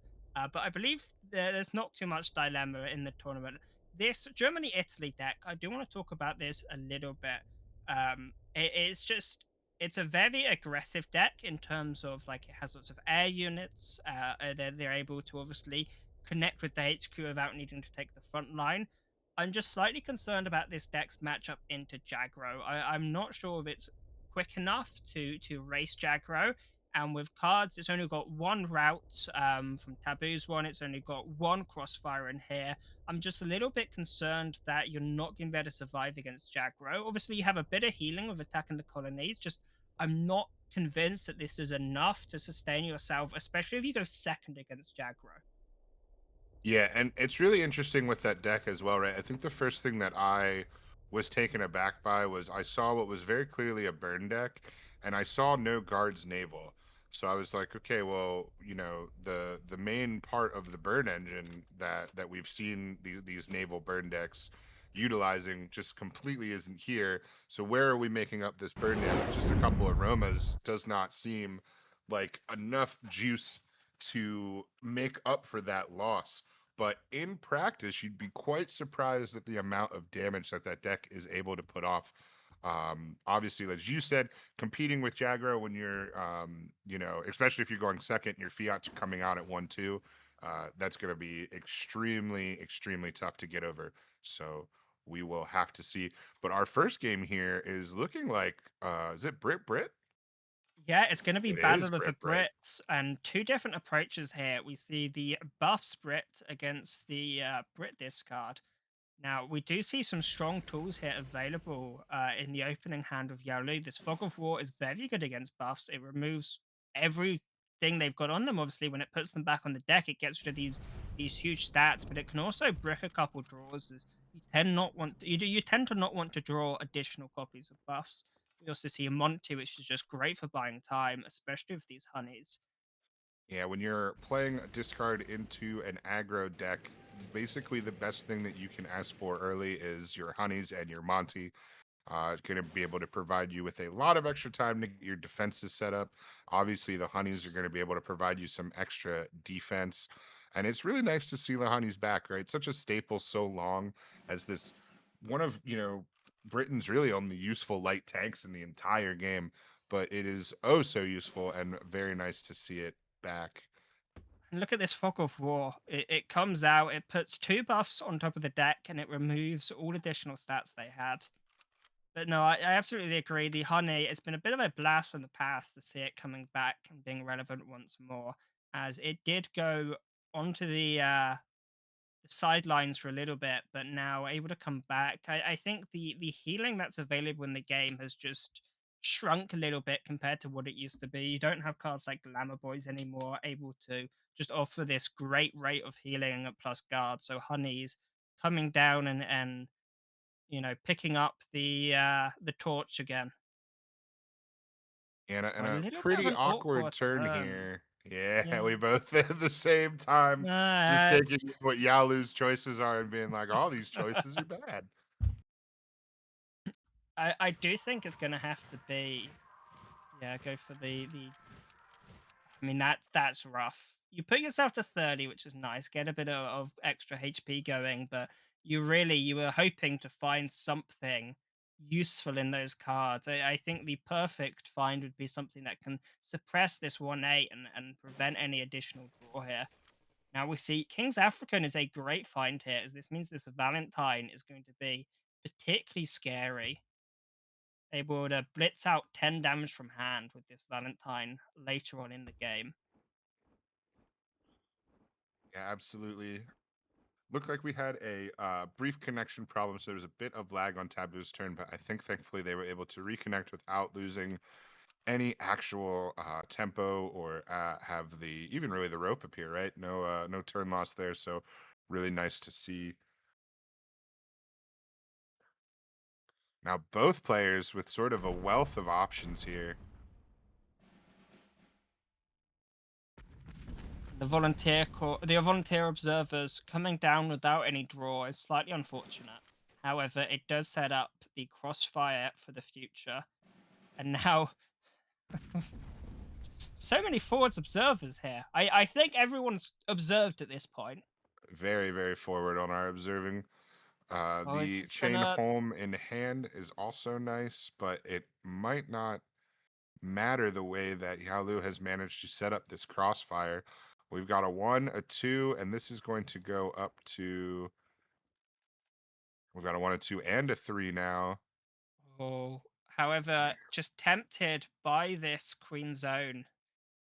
I mean, it is a very strong play here, being able to put this 40th back on top of the deck and not worrying too much about this buffs in the front line. However, it can potentially turn it into a very big threat very quickly. You do have 29 There's HP, but Sullivan's, when it's Sullivan's into Sullivan's, it's still which going to is, be so much damage. and it's when the Sullivans are also drawing and buffing your Wrath Mustang as Yeah. well. Now we also have some Oh, garrison pings to contend with. but look, this crossfire is still looking very scary because we do have a 1 HP garrison in the support line. I'm Yeah, we curious do though. have a nice 1, 2, 3 setup. You can go for the trade, but I'm tempted to go for the crossfire because then we can move a 7/7 into the front line, which is just such a powerful threat in the front line.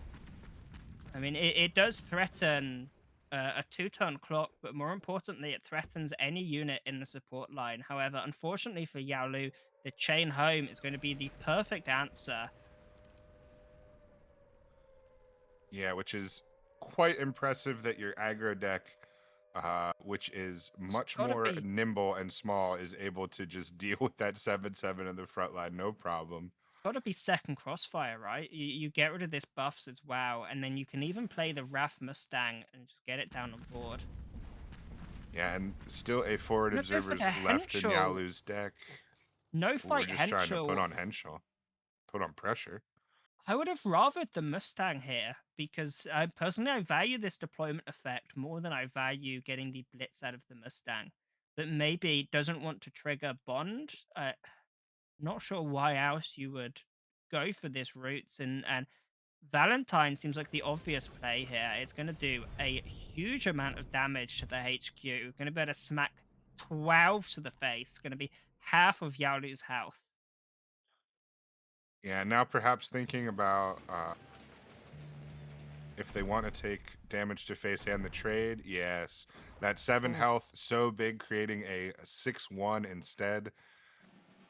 Tactical withdrawal is potentially an amazing find. It's going to be able to essentially give fury to the Churchill here, because I don't think this Valentine is going to be connecting, but the Churchill is going to be able to move up, hit, and then go for the tactical withdrawal to do so once again. Oof, and the other chain home. Really starting to set up some powerful swing turns here by Taboo. And it's very interesting, as we thought, or at least I thought, as the buffs deck did not have the greatest start that it could possibly wanted, and as Yao Lu was able to shoot up to 30 health, really start getting some defenses online and going, that was kind of the exact start that the discard deck needed to maybe find a pathway through this buffs deck. But at this point, buffs has just kept buffing. It's got 7 attack on this Mustang. Gonna Yeah, and come they're down already and ahead, so please, let's start the face race, pal, because I'm already ahead. slightly awkward here. The Sky Barons having its cost increased by 2. I'm curious.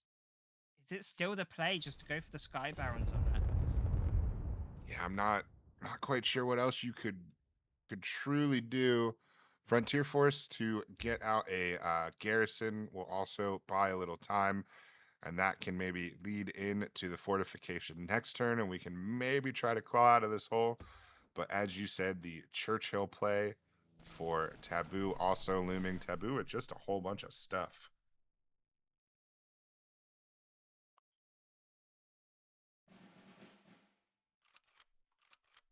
Going back to the Sullivan's, going to draw a buffs, which is nice. Getting some units down now. Tiger Moth and Chain Home in hand.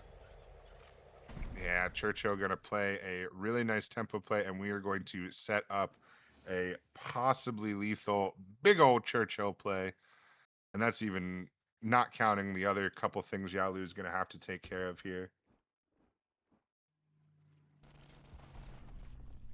We got a Now trade and this. a single guard. Yeah, and we're going to fortification up. And second garrison.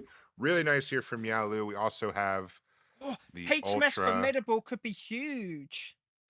Could be huge. It's going to be about how Taboo plays around this But floated 3. also, if you go for this chain home, you can potentially just pretty much end the game here, because you have this. This gives you a 7 attack unit, and you have this tactical withdrawal. Yeah, how we piece this Don't together is duress first. definitely You going to duress matter. second. You. Well, he needs to pop Ultra, and I think he understands that. Oh, you know, So you're absolutely he right. wants to pop Ultra with the 0 cost. We're going to create the 8/8. We're going to Formidable. Interesting to Tiger Moth first as And it the gives it 1 health. It means it survives. What right. I'm So it what goes I'm up to confused 8/8 by is instead of going for the 7/7. buffs. Surely you go for the tactical withdrawal. You heal your guy back up. Yeah, that would have been my move as well, especially since it's a tank. It's not like you're losing a turn of tempo. It's able to move and attack. So I would say that is absolutely the right call that should have been made. A second 1/3 buffs in the back line is nowhere near as valuable. I would call that a legitimate mistake, but we will have to see if it even matters.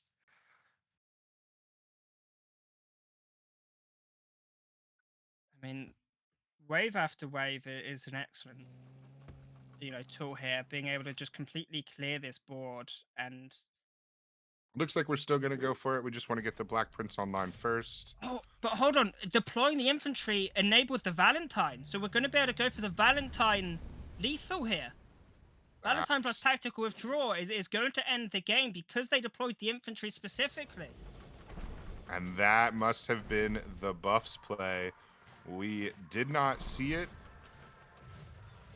That but closes the out the buffs play. game. The buffs play, in fact, not a mistake. Actually, a very ready play to enable the blitz on that Valentine. It, of course, has been reworked now. Little awkward to think about for some of us, I think. We're so used to the Valentine being the way that it was for so many years.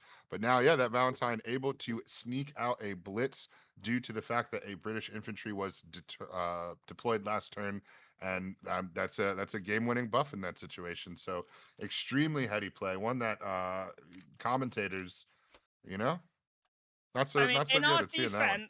in our defense, the tactical withdrawal also would have won the game. That's also true. The 8-8 back in the back line also would have not really been something that could have been played around. But either way, just to make sure that we do give Taboo his due. There was certainly more to that play that I saw, and definitely want to call that out. And exciting now, we get to switch to the burn deck. Right now, we're going to see this German Italian burn. It's going to be Yalu's played up sticking against the Brit. Brit deck.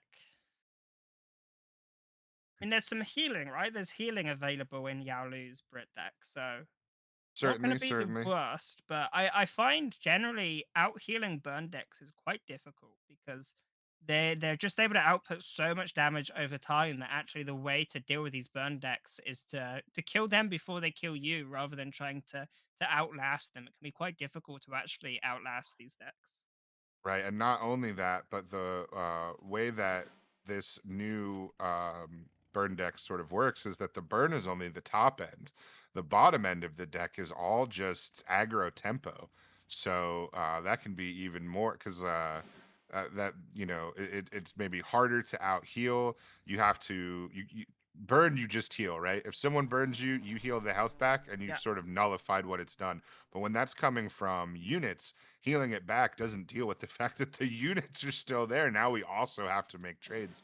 So an extra level of versatility to the burn deck provided by all of these tiny Makis and Fiats. I mean, this is surely going to get suppressed here. This is what you're saving the suppression for, is these 4/4 fighters. You know, it's essentially an Italian Spitfire, really, with the stats that come out. It's just such a big threatening air unit. And probably one of the best starts that Yalu could hope for, as he gets to start with Arado to generate some extra draw, basically going second and having them play a plane, and then you coming with Arado, one of the best turn ones you can have, going second, and then able to parlay that directly into some defenses, including, as you said, suppressing that big 4/4 plane, but also generating another draw because of that Arado, right? So that Arado has already, generated two extra cards to hand, and that those little pieces are You know, going to I mean am everything here. surprised. I am surprised that this Italian deck doesn't run the Italian AoE. I guess there's just not the ally slots available to run it. Like a, But a full naval engagement, I'm trying to remember the name of it. If you give me 1 second. and a really nice forward observer is going to take out 3 units and take that Maki down to a much more The manageable Regia, kill.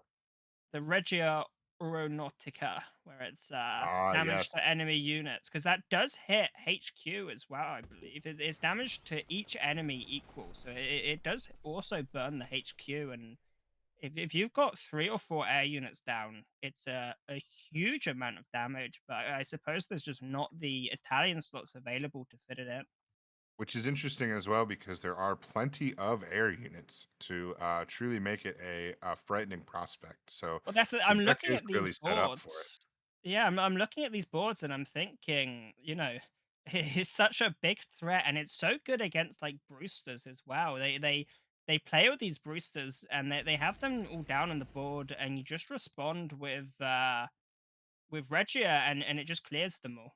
It's sort of almost like Forge observers here, and it's just, I think, a little bit more difficult to counter than maybe the Crossfire is. Really nice Sky Barons as well. Yalu starting to pull themselves out of the hole, and Taboo sort of running out of resources here. The Maki is nice and buffed, but it does not seem long for this world. And once we start replacing it, we're going to be replacing it with some pretty small planes. And we're kind of at the point in the tempo matchup here that Yalu no longer really concerned about small planes unless they really start to grow in number, and that just doesn't seem to be going to be available to Taboo given what he is drawing. I mean, this Enigma though could be very powerful in this matchup if you're able to find some of the late game burn options and then just go base damage with the Enigma. It's going to be able to do a lot. It's going to be able to find suppression into U16. It has another suppression available. It's We're just going to drawing. do We're so drawing. much stuff. And it's going to be responded with the Fog of War. Both Yeah, quicker players, than spectate mode can even keep up here. yeah, they have decided what they are doing, and they now strike while the iron is hot. No time to think. And now, if we just take a moment to collect our breaths, give us a second, guys. Give us a second.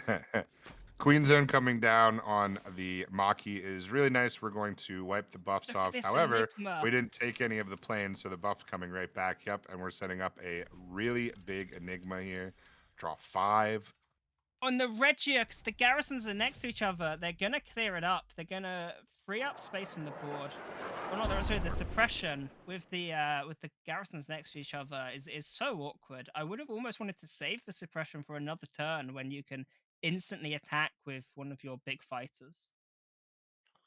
Down to Yeah, 12 HP, and we have, I believe, 9 points of burn available next turn. Yag Bomber also really really important here as Yalu maybe moves that 7/7 up to start threatening some extremely powerful trades and can set that up with the Monty to sort of give that 7/7 time to get up there and be effective. Of course, Yag Bomber is going to gladly send 9 cost, right? Cost 7 to deploy, 2 to move to the Yeah. front line. We're going to invalidate a lot of credits with that Yag Bomber. We do awkwardly allow the deployment effect to come back, and I do wonder if we'll end up seeing a tennis match where Yagbomber puts this on top of the deck, and then it's putting Yagbomber back on top of the deck, And this and is a both nice place here players as just well. By using U16, we'll still have the Yag Bomber play available to us next time. So that's even more tempo and more credits that Yaolu is spending to try to make this 7/7 effective. All the while, Taboo has an absolute contingency plan for once it's actually on the doorstep, ready to make an impact. And that is however also going to be more frustrating for Yaolu. this forward observers is going to be pretty powerful next turn. Along with the suppression, you're able to clear a whole bunch of these air units. Yeah. Gonna go for the RM Roma. Did play a Navy card already this turn, so isn't gonna get any productions out of this. Just Now, thinking about his attack in the colonies, perhaps. Um, a crossfire. I believe the play that you said here is definitely still the play. We're going to suppress a 5/5 back down to a 2/2. Forward observers is going to knock 3 of these planes off the board, which is also really important for any more Makis in hand, right? As we knock all these planes off the board, these Makis are then coming out much more dwarfed than Taboo would prefer. I wonder if we'll see a crossfire instead now with this setup. Yeah, it does. Goes for the 1, 2, 3. We go for a full board clear. You I can then think that also is play very nice. some British infantry to allow forward observers to draw additional cards. However, we still have a fair amount of burn available here. 8 points of burn available in hand. I'm going to go for the attacking colonies, give a little bit of extra HQ defense to work with here. Now, do we see Now, that tennis match, especially as we said before, the blitz on Queen Zone, extremely useful as well. Being able to spend 9 to not only get the bounce but put it right back in the front line. As you said, like it to might see the indeed start the matchy tennis match. though. The matchy I feel like is the way to go at this point, and instead of going for the tennis match, I am slightly concerned though because Taboo might just better go for the Enigma and just burn Yaolu out. If they're able to find Bismarck, then this game could be over in a couple turns. So Yeah, even that's almost Kriegsmarine. That's almost why I'm saying don't go for the tennis matches, so you can try and end the game as quickly as possible, and really force Yao Lu into trying to get rid of this queen zone. I'd be tempted to get a guard into the front line to protect the queen zone here. Yeah, he had an option to move a garrison up. Instead, put another new garrison down with that last credit, and And now I would this agree. this allows Taboo to trade, but I suppose maybe Yalu has seen the trade coming and is saying if you're trading away your best units as well as expending one of your burn orders, that's 4 damage not going to face here. It So also while limits the personally, Enigma play as well. It's only one card, right? But obviously, hand dumping against an opponent that you know has Enigma in their list is always valuable as well. yeah, I mean, personally, I would have tried to go for the quick end, but sometimes ending the game a little bit slower can be the way which increases the odds of victory by just being a little bit slower in how you play. Yeah, And we're certainly gonna a see ton of that factors trade. to consider. Oh, But Sherwood is a huge find. Gonna put yeah, another match on top of the deck. It's gonna force this Enigma out. I mean, the Enigma was coming out anyway, but it's now so much smaller in size compared to what it was in the past. it's looking really tough for Burn to find its way out of this. But as you said, it's only 11 health. So whatever these draws are, Schutzen is a good find. Schutzen will put the HQ down to 8, which means a Bismarck would end the game. and we are trying to find this crossfire, right? We've got a ton of ones, twos, and threes.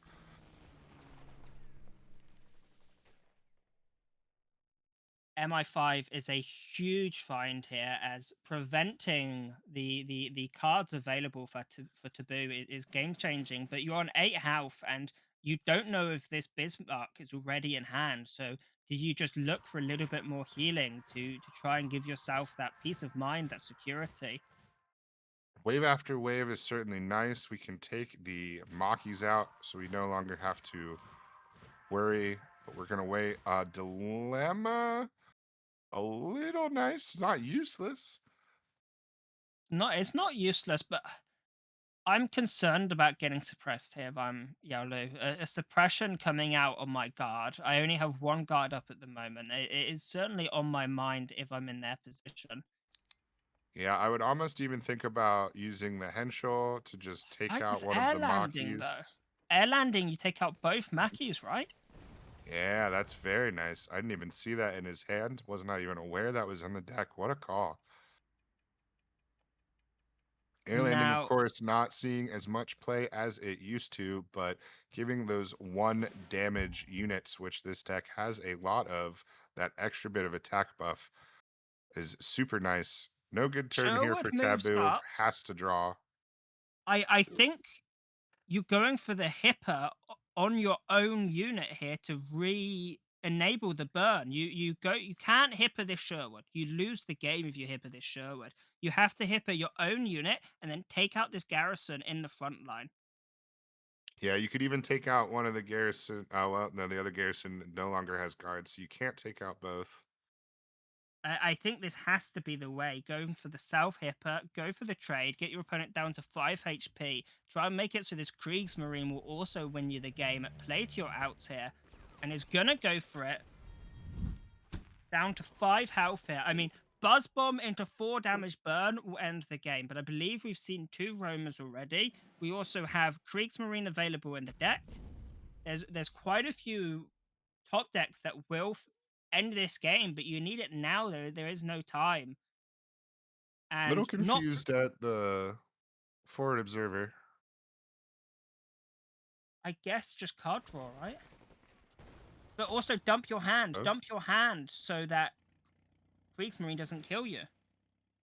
That's a very good point as well. And But using the offensive dilemma, the hey, extremely rare hold on, offensive you set up dilemma. a terrible But crossfire. What have you done? you set up 1, 2, 3, 4, 5. You You what? set up truly a board clear, You set up the perfect crossfire here. and we can actually see it on the hand of Yao Lu before we see it in spectator, and he has let Taboo back into this match. However, you can clear the board here very easily The game's not over, but you have given Taboo more space than you needed to. Just keep It's the certainly a errata in top your deck. hand. Yeah, I'm. Oh, Oof. but Oh, radar. radar. We have to radar here. We're crazy if we don't radar. I mean, Bismarck is still lethal because we're only going up to 9 HP. So Bismarck plus attacking. So you have to. I think if you want guaranteed survival, you pop the research, then you go for the board clear, then you go for the radar. But that's not ending the game. So maybe you play the Heincher instead, and you just hedge your bets that Bismarck isn't on the top. Right. Because at that point, you're saying you draw burn enough to kill me, or you draw something that like you're not going to draw a Henschel answer. You're either going to draw burn and win, or you're going to draw not burn and the Henschel. What? Whoa, that'll do it. None of it's going to matter. Oh, I mean, it was a disconnection. There's no other explanation. They got a disconnect there. Yeah, we are receiving that is what happens. However, I do believe that there was not, it wasn't impossible, but I really don't see the out there. If Taboo was always drawing the 3 damage burn there, it was going to be mighty tough. At best, Yalu clears both units and takes 3 damage and is left at 2 health. But I mean, oof. Against the I mean, burn deck. if you go for the radar as well as the board clear, you're on 9 health and there's no units. Yeah, especially when again there was so much burn damage available, but it yeah, it would have been rough. But it happens. And next match. Certainly a shame. We'd much rather have seen a real conclusion. Give us just a moment. Just having a couple technical difficulties. We will get right back into it straight away. Um, Now, the Soviet deck we saw banned earlier, I noticed in this we have the Sally, the one-off Sally, and I just want to take a moment to talk about this card because it's such an interesting card to me. It's so versatile. Do you think this is being brought specifically to tech against decks like buffs? Obviously, you're able to use it on an infantry. You're able to use it on things like Tiger Cats as well. What's the thought process with this? Because obviously, it's not Duress. It's not as good as Duress, I would say. Um, but assuming we get to see this Soviet France deck today, I'm curious about this Soviet France deck in general. You said it was one of the decks you were more interested in. Are you able to just tell me a little bit about this Soviet France deck, how it plays, what are the tech options in it, and just a little bit about the deck? Well, so it's a very big beefy deck, right? And it is able to utilize a lot of the resistance mechanics to kind of get some health, to try to get some lucky pins, really slow you down that way. And then there's also just the fact that it's big fat Soviet top end, right?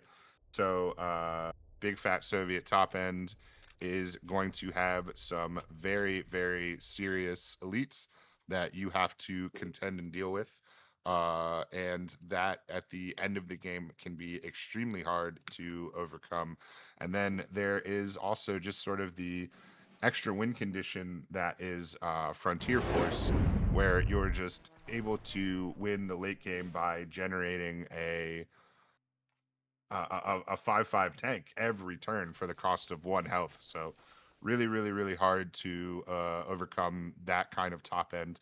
And we are getting right into a match here. We did have a little bit of a delay getting this up due to a spectator bug. We apologize, but we do see here we've got Jagro on about to be turn 5 going full force.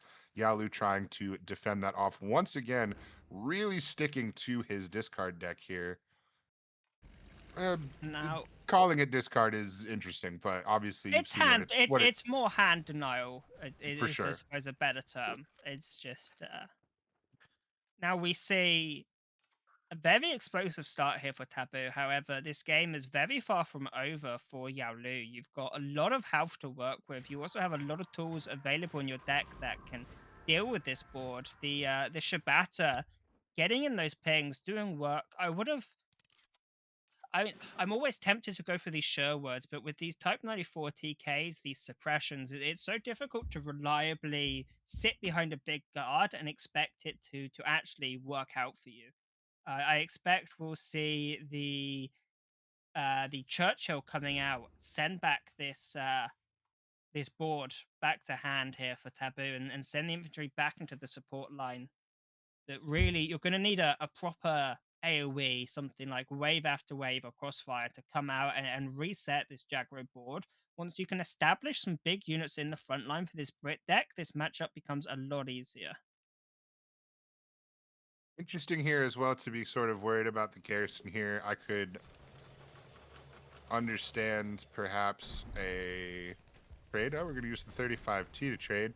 35T could have been used to kill the garrison, and you could have kept a 3-2 instead of a 3-1. So that seems a little strange, but regardless, as you mentioned, all of it is going to be sent back. Big tempo play here with the Avre. You Ooh, do two need buff wagons.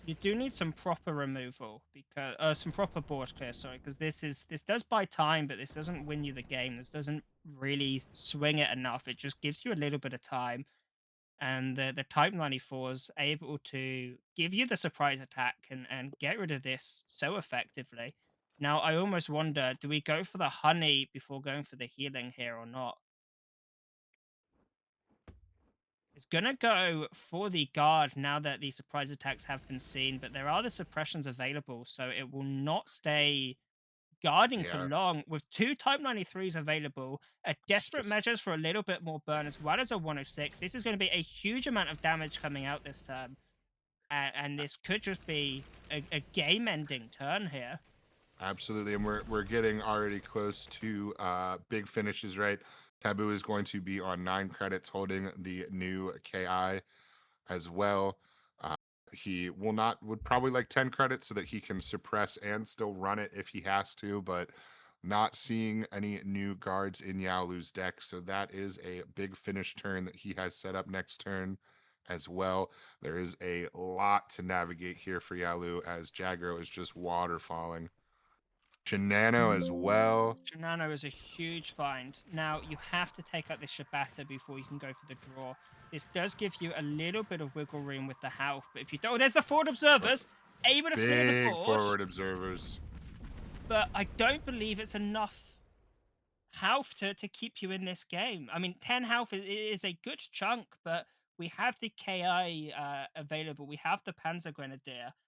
Yeah, we're certainly doing 7 damage to face, but then we have a honey play, but there's not really going to be a way to destroy the plane. I mean, you've got the Dilemma and a Sky hand would be Barons, right? You nice. go for the Okay, Honey no, you're plus right. All Sky the way at the Barons. left. All the way at the left, we do have the Sky Barons. Hard to see in the spec hand. I But gonna appreciate that. slow roll it instead. Goes for the Shinano. Shinano plus FW. And gonna take out the honey, prevent any healing here. I believe the Sky Barons does have to come out this turn. Which is really smart as well, right? Because that means that the KI-63 is even more unfettered. We're going for we have that 10 turn 10 setup now, where even if he plays a guard, we could suppress the guard. We can play the plane, suppress the card, draw, then run the plane. Really, really getting hard for Yalu to outrun all this. I wonder if this is even the Gar turn, because instead you can go honey plus Fog of War plus Sky Barons. And I'm just wondering what's better. Is going to you've got to leaving this FW on board is dangerous. I know you've deployed a unit, but this is so risky because now the Panzer Grenadier can come out. We're going to have so much damage coming out this turn. Yeah, and even more pings because we've got an entire battalion of 106s. Down to 1 health here for Yao Lu. or effectively 1 health with this desperate Right, with measures. desperate in hand. And I mean, at this point, KI only has to trade. It doesn't even have to hit face. Just killing the KI would win the game. You're gonna need a guard here. If you can't find a guard, then you cannot survive. It's gonna find 2 guards available to keep them in this game. The exact money to play it as well. We're able to get the garrison out. We've got both Suppression has been sides. used. Still in this game, not quite done, but is on a nice edge here. Yeah, and looks like he's setting up this desperate measures. We need this honey to die because every single little bit of health from all of these draws are just making this harder and harder and harder to figure out. I would assume that this is not the KI-61 turn. That overpowered. Overpower is an amazing find here. Yeah, absolutely. That might wreck a whole bunch of garrisons next turn. Looks like he is trying to piece this together. He's trying to see if he maybe has lethal now. I don't think they'll be lethal now. Oh, yeah, he's But unable to get through all of these guards, but he is very, very close. And once again, still sitting on KI-63. Yeah, unfortunately, really cannot imagine how I Yalu is mean, going to be able to claw this you back. need healing. If you find any forms of healing, you can come back into this. But without healing, it's just not going to be possible. And with no draw available, no healing available, I believe this will be game here. However, this ultra might do it. The ultra buys you time, but the destruction effect, you need to get rid of your own guard, and there's just not a way of doing so. The guard is going to lose you this game. Yeah, as I said, it's going to give KI-63 something to This route lost them the route lost them the game.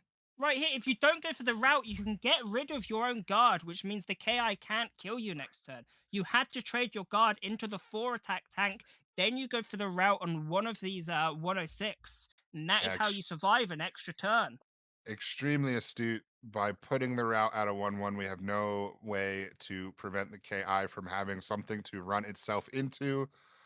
So even with guard and no way for Taboo to get around guard, it isn't going to matter. It's going to be that destruction effect. Yeah, and he sees it immediately. Of Taboo course, he just killed the guard advances. anyway. Oh yeah, But because there truly, there wasn't was no a. way around that. Very unfortunate. I mean, you can buy one more turn there if you're Yaolu. You go for the trade into the 4-4, then you go for the route on one of the 106, then you go for the wave after wave. You float up the ultra. No units available on board to kill this guard. Then Taboo goes for the overpower. No, because there's the 106, right? This generates a 106 from destruction. There's two 106. You can route one of them. Yes. You generate a 106 the hand. They were dead no matter what. A lot of machinations to keep track of. We certainly would have liked to see the very end of the game that Yalu did disconnect from, and that is unfortunate. It was looking maybe likely that was kind of already set as far as a match, but of course, Bismarck's still in the deck. You never know what can happen, even when it is 9 health on an 8 damage Bismarck. But that is going to do it for our first 2 sets. Let's go ahead and take a look at our lovely bracket as it shapes up here. And we can see the bottom of that bracket now with Psy and Taboo moving on with some incredible matches. Going to get to the top half of our bracket now, where we have Mashiro and Gigi Master, and then Hachiman and La Pluma. So Hachiman, of course, being a name we are familiar with, and maybe 3 names that we aren't quite as familiar with. So super excited to get to that. Let's bring in our separate second set of casters here with Starry and Bear, and let's see about those matches. That's it. We are back. I am joined by Starry, who has made it along. I know it's a little earlier for you than it is for me, but welcome along. How's your day been so far? A little scare earlier, but other than that, it's been pretty good. I'm glad to be here. Thank you. Absolutely. So we have got coming up Hashiman, and we have also got my brain, La Pluma coming up. So that is the next one, and we shall be able to kind of take a look and see what their decks have got and see how the upper end of our bracket's going to play out. We've certainly had some rapid play so far today. Why don't you take us through La Pluma's list? I have a feeling you might enjoy this journey. Yeah, so La Pluma looks like they're joining us today with a Germany-Britain control list, and it has similar things going on with like Fog of War and Rout, looking to convert some opponents' troops and then seal the top of their deck, but also with some really interesting choices like the Dornier, which I don't see that many triggers for it, so I'm a little bit surprised about that one, but definitely a sort of draw denial control deck, very similar to the ones that we just saw in our last match. And then of course the reverse, the Britain-Germany, looking to do pretty much the same thing and a very, very similar list to what we just saw earlier. Extremely, yeah. Yeah. Next we have a Japan-Germany list, and it's pretty big. I feel weird calling it Jagro. It definitely is Jagro. I mean, it has lots of 1-drops, but there's a lot of 4 and 5 drops, especially that Peggy. That seems like it is tech for something in particular. Like that Jagro list, And like me, is approaching its kind of middle age and feeling that gentle spread of a bit of extra weight. exactly, yeah. And it looks like the Peggy is kind of replacing the Kyoto. There's no Kyotos in this list. So, very interesting choice. And then lastly, we have the U.S. Japan ramp slash mid-range list. It's looking to play some early war machines, not hard committing on the 4, but just playing 3, and looking to jam solid units over the course of the next couple turns. Calliope obviously being really effective, and then looking to finish out the game with one of the planes being Tiger Cat, Ite, or P-51. We've seen lists like this before, but a lot of times they tried to win with like Tony bolster the ranks, or some sort of maybe when the giant bombers, like the production order bombers, were in the game. Yes. Those are very common in lists like this. So we haven't seen something like this in a while, but the archetype is not unknown to us. No, it's a familiar game plan, even if it has slightly different aircraft at the end of it. Well, I wonder what we have from Hashiman to combat this certainly quite, I would say, very heavy set of lists. And Hashiman is kind of feeling a little bit more like he's embracing the current meta. So we start out though with this Germany-Japan list, and this is an interesting list to me because it's got an interesting core of just really good value stuff, and then tries to get just a little bit of value out of Kanazawa and the Dornier, with being the occasional bounce of a unit. But at the same time, it just has kind of a few good simple tools. Only one Arado in this list, which usually surprises me. I'm used to seeing Arado run in pairs. We do have the ubiquitous Salamander, which obviously can appear, pop, trigger Kanazawa, come back, do some damage, which is something you don't want to go against, and of course double crossfire, and the return of the newly returned Jagd Bomber, another incredibly potent tool. So there are definitely some tools here for removing units from the board, but on the whole, I think it's just a solid kind of attempting to keep value while rotating that Kanazawa proc for damage. Meanwhile, though, we then go to the US list, which is an interesting one. We've gone with the US main version of what is in effect buffs. So we have those pesky buffs are back, but this comes with 1 copy of air cover, which obviously will give some Brewsters. We've got the big three, which of course is being seen quite a lot on ladder. Yorktown waiting in the wings. So this kind of combines everyone's favourite units. I'm sure, Starry, you've come across both buffs and Brewsters plenty on ladder this season. I know I have. And then we move to a Japan-Germany aggro list. Again, this classic Jagro doing its thing. It's kind of nice to see it back.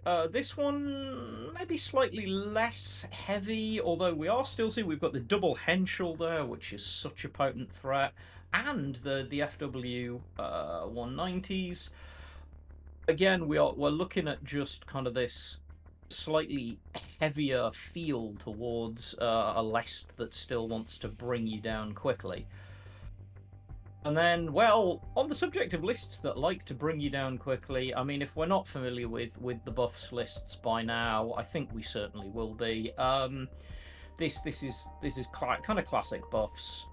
We've also got obviously the chain home combo, which works so beautifully with some of the bigger defense units. 70th Brigades there, obviously. Frontier Force, the classic choice. Got a single copy of Tiger Moth, which can be a huge proc on a buffs unit.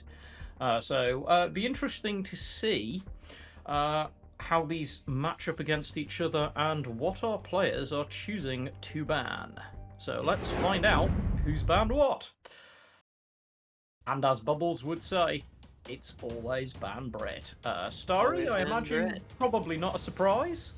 Yeah, I think that of the two discard decks from La Pluma, I think that the Britain main control list is probably a little bit more solid in its current state.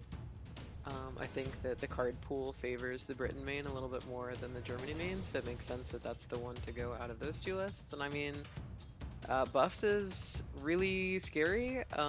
It definitely is beatable, but it requires a very specific series of cards from the control decks. You need like very specifically route into Right. Plus, in a this lot of lineup, times you the have to beat Frontier it Force. twice. Yeah, and so a lot of times it goes like buffs into Frontier Force, and okay, you have like the route for buffs, but do you have something for the Frontier Force? And there's not that many things that get rid of buffs, and there's not that many things that get rid of the Frontier Force. Route, No, especially not when it turns into a 6/6. Well, we're going to see some buffs. So Hashiman has gone with his US main buffs list, and we have La Pluma's Germany main. This should be interesting. yeah, I like this just double War Machine from Hachiman's US main buffs list because it enables 2 copies of the big three.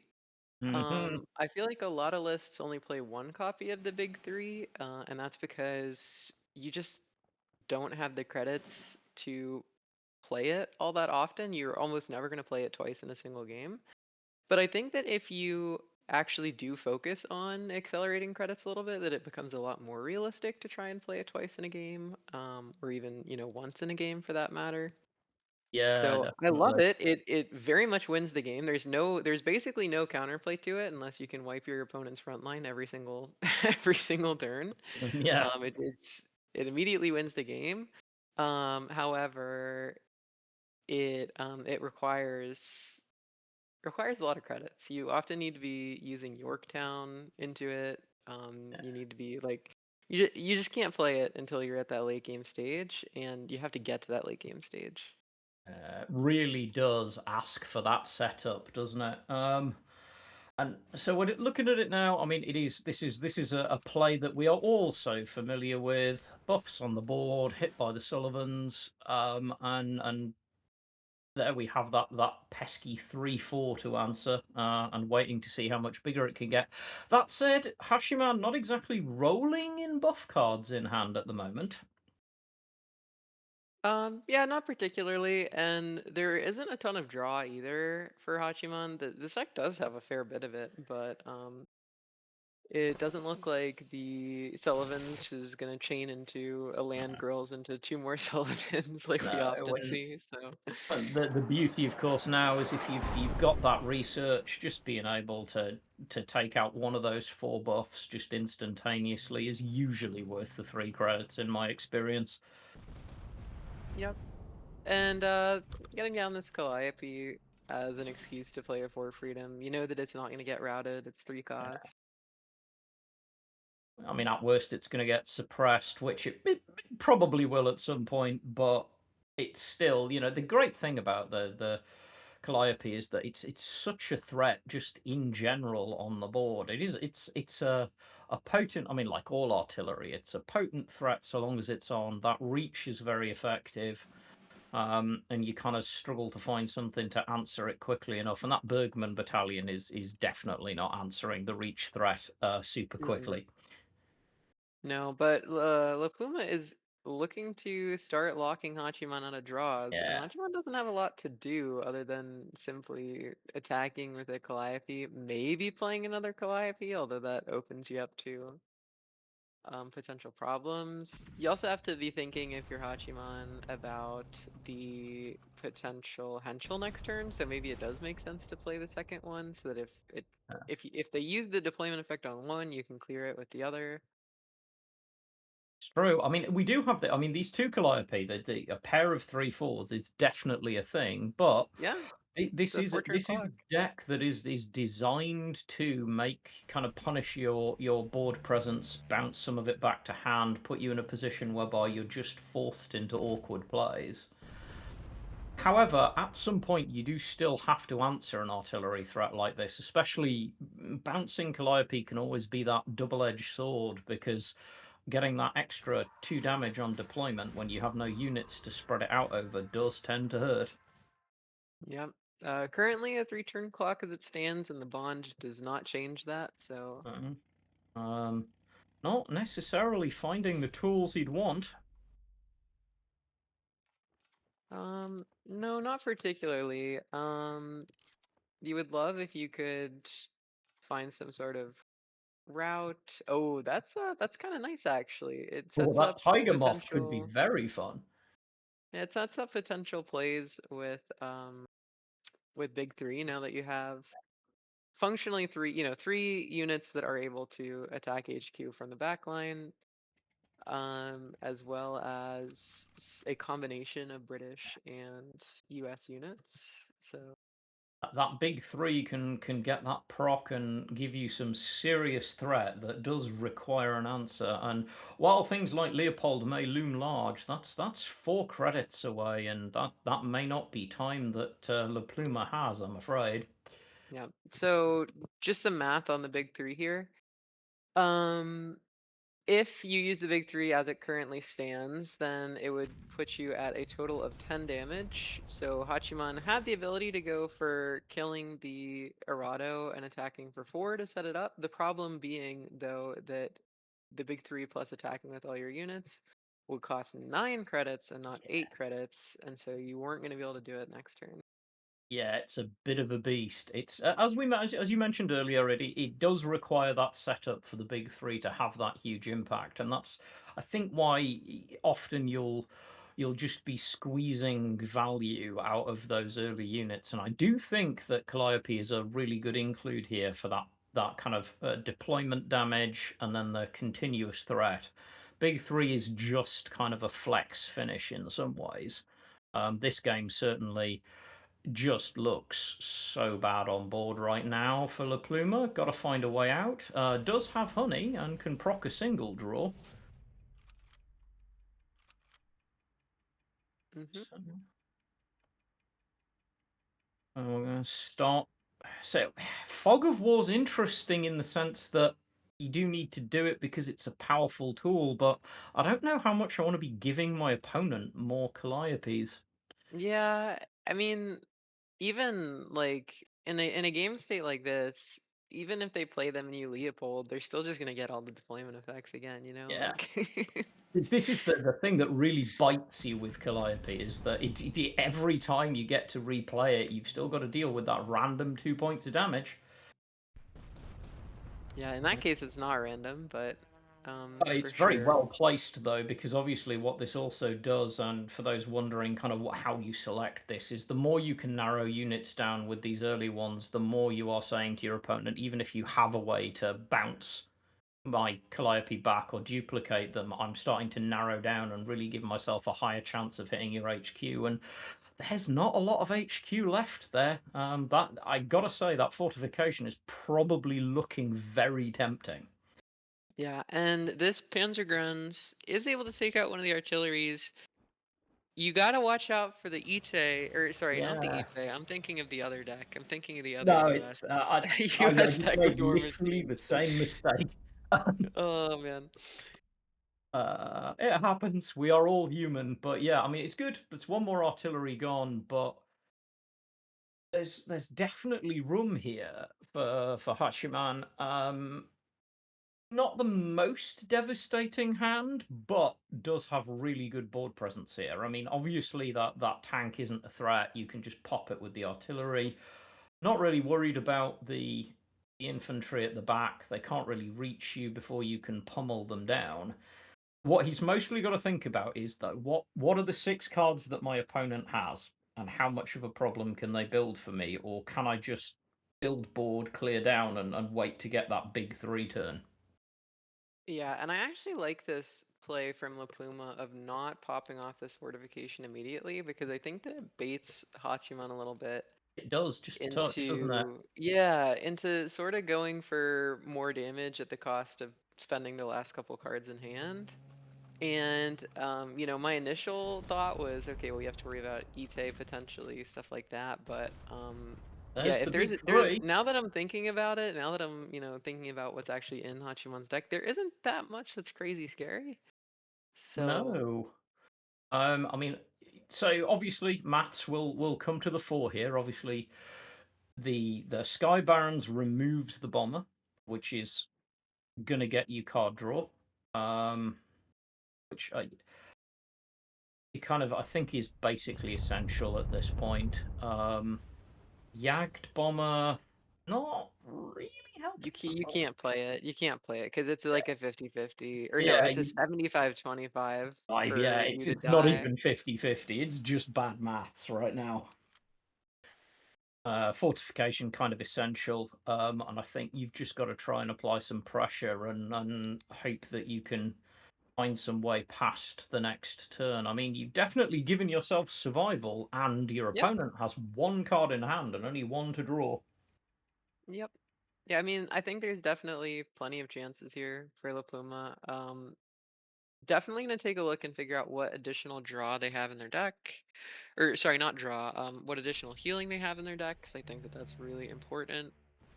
They have 1 fortification and some honeys, and none of the cards that create ways to heal.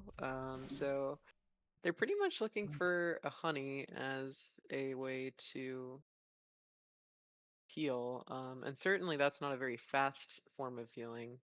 You No, can not. go with the Leopold here, but it is a little risky. Yeah, as we would say over here, it's squeaky bum time if you put this Leopold down, because you know what you're putting back in your opponent's hand, and he really it's what it draws.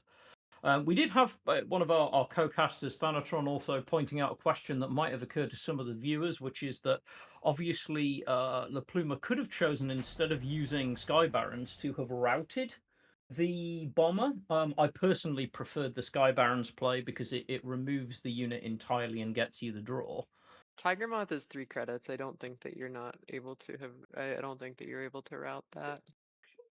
Oh, you are right. Yeah, it's 1 credit too expensive. Yep.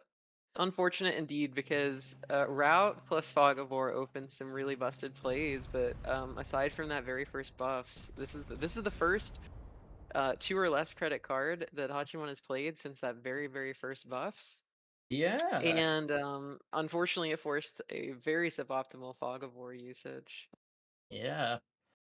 This is dangerous times for La Pluma. This is not a good looking situation at all. Really, it's not insta lethal. You can obviously explode No, it's enemy not unit. instant lethal until they draw the strap bombing next Yeah, turn, and then that's it'll the be thing. instant And it's instant lethal. lethal, but you know as well as anyone as a competitive player, you can't let yourself think like that because the one thing you can't do is predict your opponent's draws, and the moment that you go down that particular rabbit hole, you're just not focusing on making the best plays. Sets up So crossfire. this is really interesting. Yeah, On one hand, it gets damage through immediately as opposed to like attacking with Leopold and using the deployment effect of Henschel. So on one hand, it gets damage through immediately, but now you're looking at Henschel and it can't attack this turn, whereas if you had done that, then it would be able to attack. So I don't true. actually know which one's better. I don't know if the gaining the board presence or getting the damage through is more important. Really interesting, isn't it? I would not want to make a completely definitive caster call on which I think is the more optimal play. I think I probably would have leaned to the players La Pluma chose to play it, but only very slightly. Um, Jagd Bomber coming down now. I mean, Jagd Bomber's just kind of awkward right now. Is Jagdbomber actually any better than Henschel? I would just That's Henschel my the thing. O3. Like surely the like Henschel down can clear that garrison, which has Henschel puts a 1 turn clock on the board. I mean, yeah. so does Jagdbomber, but Yeah. I feel like 40 so 40 Panzer Grenadiers and interesting. Am I missing a line? He said. I'm very confused by this Yeah, play. I'm glad it's not just me. Um Yeah. I don't I'm not sure I see Oh, the where. naval power. I must have not caught that, to be honest. Yeah. Yeah, there's one copy of naval power. It's the only other healing in the deck aside from Honey's. So I mean this is definitely La Pluma has definitely kind of turned the tempo here. This is looking a lot better for La Pluma right now. For sure. Yeah, Played there's out not a of a lot of not a lot of blitz, not a lot of direct damage. The strap bombing was really the card that Hachiman needed to see in that brief window. now it's just that little bit. Yeah, even Hashiman just not feeling it, not feeling that there's a good way out. And I think honestly, I can see the reason. It really didn't look like anything in your deck was going to answer that after La Pluma played out of the situation so cleanly. You just that continued threat is there. Leopold's back in hand. Anytime you develop a board, it's just going straight back into your hand. You've had your good run. You didn't get the strat bombing. In the end, a good win for La Pluma though. Yeah, I agree. I mean, I definitely am a little bit confused about the last play, but I think that Mm. they did a really good job of maneuvering out of some very dangerous situations. They made some really, really tough calls about how best to deal with the Calliopes. So definitely really tight play on both ends there. Yeah, I mean, literally, I think it's the only play I'd look at and directly question. And we are back on the ground, and I think we have Germany. So this is the German-Japan list from Hachiman, and La Pluma is bringing his Japan-US list, I think. Um, this looks like US Japan. It's US-Japan, yeah. Looks like US Japan, yeah. Really interesting. La Pluma here has the Sasebo into Sullivan's into Calliope, making Sasebo a 3/3. Really strong. I was gonna say it's a However, 1-2-3 you don't mind playing. so 1, 2, 3 don't mind playing. It does feel bad when it gets suppressed. It's pretty weak to suppression or Yeah. like this Kyoto, for example, but overall, I think it's pretty solid. It presents an immediate threat, and it does refill your hand a bit. So I mean, for the moment as well, obviously, I think Hachiman's deck's going to play that little bit slower. This is not a deck that is coming out of the gates at 1,000 miles an hour, so that early pressure will definitely be valuable. Yeah, and Hachiman does have the answer, but if he doesn't go for it, then Lapuma's gonna be Yeah. hitting for 5 on the Yeah, I next was gonna turn. say So okay, if very heads up play from Hachiman here. yeah, I'm I glad. if yeah, I'm glad he did because it kind of would have felt fairly nasty to see the Yes, misplay there, and it that would have that could been have actually really been disappointing. yeah, really really bad early doors play as well because that's a huge loss of position and tempo. Yeah, But just played going it, for the Tiger Cat. Just going for the Tiger Cat, which I think yeah. is totally reasonable here. No, I think it's completely legit. That thing once it comes down, it just demands an answer and can roll so fast. I honestly, Yeah, if you've read your getting it down opponent's on deck turn list, and they have, 4 when you're on the play, so they're going into their turn 4. I mean, they don't have. There's not that much you can do. no, If it's you're only on turn 4, trying to deal with a Tiger Cat and the Bomber. I mean, that's uh, just brutal. I okay. It's thinking differently of it. I'm a little surprised. Um, we shall see how it plays out. I am a little surprised at that choice. I do honestly think that taking the War Machine into the Tiger Cat was probably the play for me. Yeah, I mean that's my pick, but that doesn't, they're in the Well, tournament, not not me, so I yeah. I was going to say I neither, trust what I neither of us have trust. top eighted. So Yeah. I really, really enjoy this deck that Hachiman is playing. About a month and a half ago, I was like, I think this is the best deck. I definitely don't think that anymore. Definitely don't think that anymore. But at the time, I was pretty convinced that this deck was pretty top tier, and I really, really enjoyed playing it. I really enjoy the bounce deck. Um, There's just so many little intricate things that you're doing. You get to spin your wheels, you get to like gain credits back. Everything about it just like strikes my fancy. I absolutely love it. it's one of those decks, isn't it, where every turn you are really having to consider your plays, and I think I'm very much in that camp, as I know you are, of enjoying the thinking players decks, even when they are perhaps not the super best deck in the meta. I like that puzzle element that can I get just the right turn out of it? And every now and then I have that mental thing where I kind of enjoy being at the end of a match and going back over plays and thinking, do you know, oh, I could have done that just a little better. And this deck Yeah, for me, when I there's tried it, is very much that deck.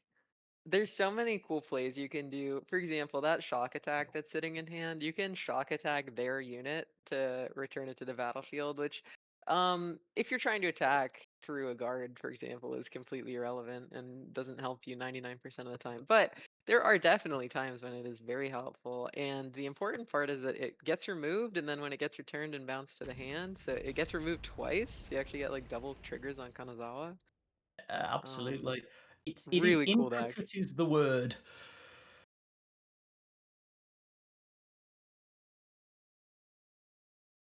But I kind of got this face off of these two Volksgrenadier just kind of staring down the face of the artillery at the moment and not loving their chances. But La Pluma does have a very slow hand. Um,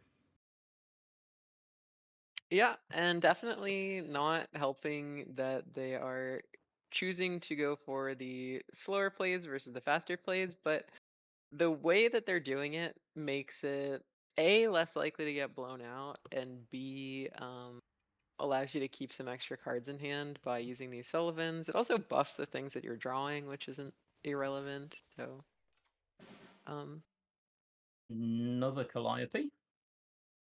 yeah, going for the attack first and then able to clear with the other one, I suppose. Yep, pretty much gives you that guaranteed frontline clear. I'd almost be tempted, as heretical as it sounds, to push up that little buff wagon. It's a genuinely valid point. That's a genuinely valid point. You do not want that 1-3 Yeah, getting into the front line. They have the suppresses. I don't know if you're really going to be able to prevent it, but it, I it don't just know. Sometimes feels you got to make them yeah. have it. I always feel like it's worth a try because anything I can do to keep that 106th out from being able to get into the front line and then make the inevitability happen. Because that 106th is just the inevitability of that unit unless you can suppress it. Yeah, I mean, La Plume is actually in a really solid situation here because this deck from Hachiman really needs to be able to establish anything. It doesn't even Yeah, matter what it is, but they need to establish something, either the Dornier or the Kanazawa. Something has to survive a turn. And most yeah, of the time, that's not a hard feat to accomplish. Most of the time, having a 5/5 or playing an early bomber is not going to be answered immediately. yeah. But as of right now, La Pluma just has too many artilleries, and Hachiman doesn't have any super effective ways to get rid of them. Yeah, So, it's a lot of threat that you can't really, as you say, get anything to stick. And that is always going to be frustrating. Although this, I think, is a difficult turn for La Pluma because you kind of want to make sure you play this the best way you know how. Obviously, you can look at it and think, well, does we can do it and then just the hitting up to remove that big fighter threat. mhm. Sullivan's gets you the draw and leaves you some extra credits to play with, which is also good depending on what you draw, but it is a bit of a gamble. Okay, fair enough. I mean, Yeah, I mean, worst case scenario, you just play the War Machine. I think this play is what makes the most sense to me, because playing that we can do it on such a small board. Um, there is that lost value concern, I guess, which is there. And again, 7 points once more of just reach damage that you can't answer on the board, and this is exactly mhm. what Hachiman's deck does not want to face.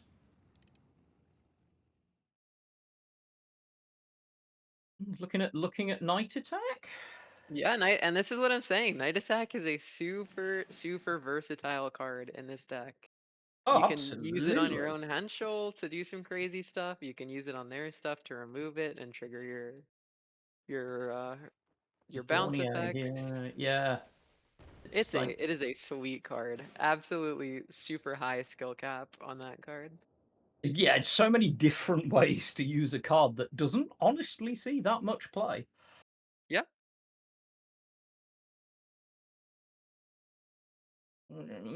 This is so far. This has definitely been a thinking player's set. We've seen much more steady, considered turns from these players so far.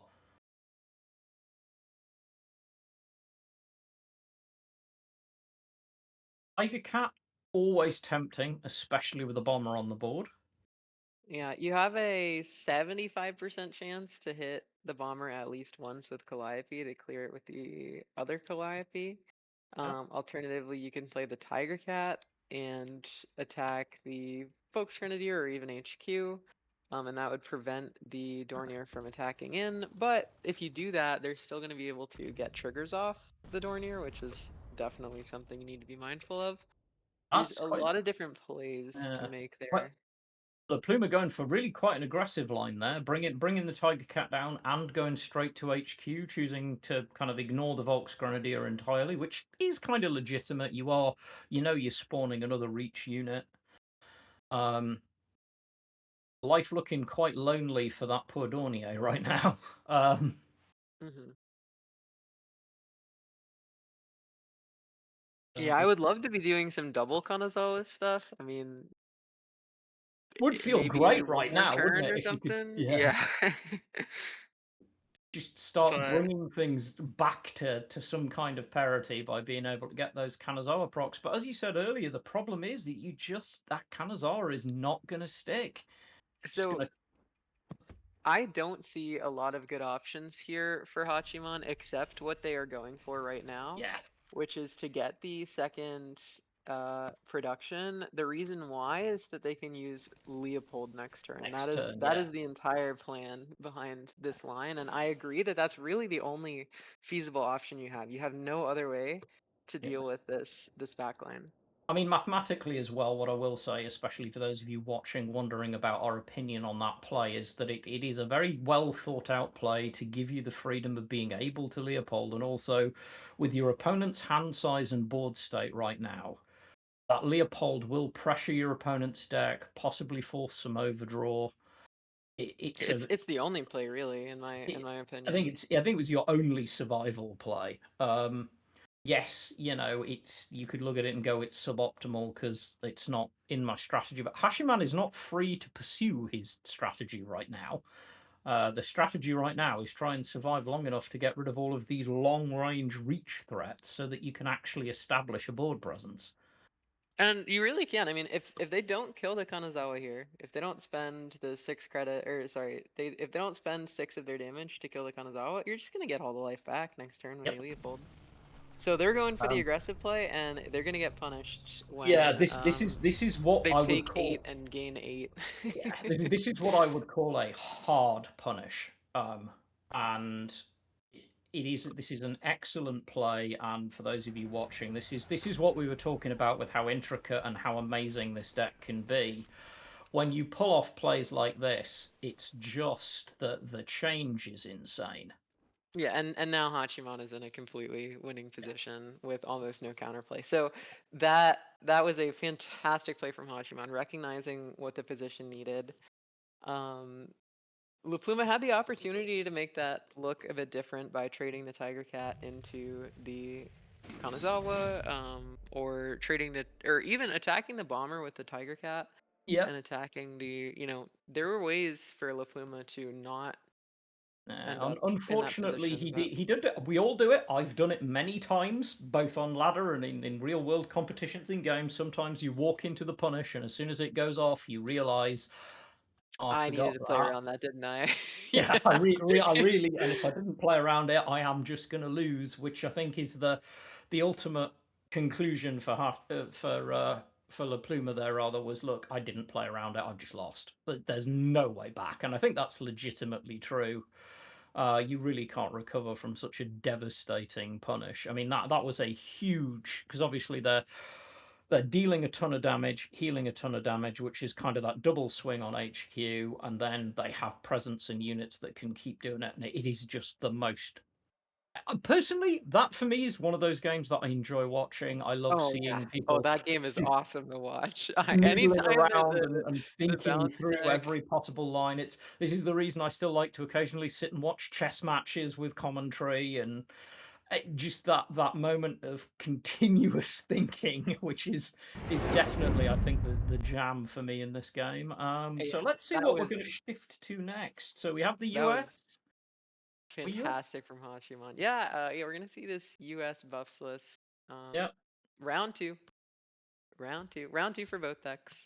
Yep. So We've seen them before. We're going to see if they can just do a little bit better this time. I think if it can find its flow, there is definitely some good space for the buff stack in this matchup. It can be just so frustrating to deal with. Honestly, 2Tay in hand this early, plus the P57. If I'm La Pluma, I'm feeling not so great. yeah, I mean the big problem is right. La Pluma has this direct hit, which is a very specific tech for buffs. Uh, because otherwise this deck does not have that many ways to deal with it other than I guess duress. If they're even playing duress, let me double check. But you have to deal with that buffs early because you Yeah. need these 106 to be able to get into the front line. You just need to be able to open these lines. But the problem is that this is not a 0 operation cost unit for direct hit to kill, and that is going to No. absolutely clog La Pluma's opportunity to get into the front line. It does mean that Hachiman doesn't have the opportunity to play that USS the Sullivans, but I think all in all, you're quite happy to be Yeah, I mean, Hachiman and have the also, front line here. not gonna lie, Tiger Cat onto the Red Devils right now would be so tempting for me. Yeah, I mean, I'm looking at La Pluma's hand, I'm looking at La Pluma's deck. I see one copy of Yeah, yeah, he Duress, and runs. I see basically no other ways to deal Yeah, with it. we were just So, doing exactly the same thing, I think, looking at the list, and I noticed there is one solitary copy of Duress, and you're going to need it shortly. For those who perhaps weren't around when Red Devils was at its peak, the key with this Red Devils is you have to pay extra credits to target it with anything, whether it's attacking oh, it using. no Oh, way! No way! What is that? What? oh, That's that's gonna crazy! feel so bad if you're Hachiman right now, because you just top deck the only answer in the. There's like a What the one heck? card in 39 to answer that play, and there it is. Oh my gosh. Oh, Caster's Curse, if you're watching it back, Hachiman, I'm so sorry. I feel like I summoned that. That's insane. What the heck? Oh, okay. This continues to be interesting and engaging. Yeah, very, for sure. That That was was hysterical. nuts. That was the ultimate top deck. Because honestly, if that Red Devils had stuck as a 4/4 and the I don't Duress see a was at way the out of the bottom game, of your honestly. deck, Like that almost is game winning on its yeah, it's own. almost GG's. It really is. Um, Thunderbolt always very potent. It's just such a ubiquitously good card. Hmm. For those of you who are missing the presence of them on screen, it's okay. Calliope's back again.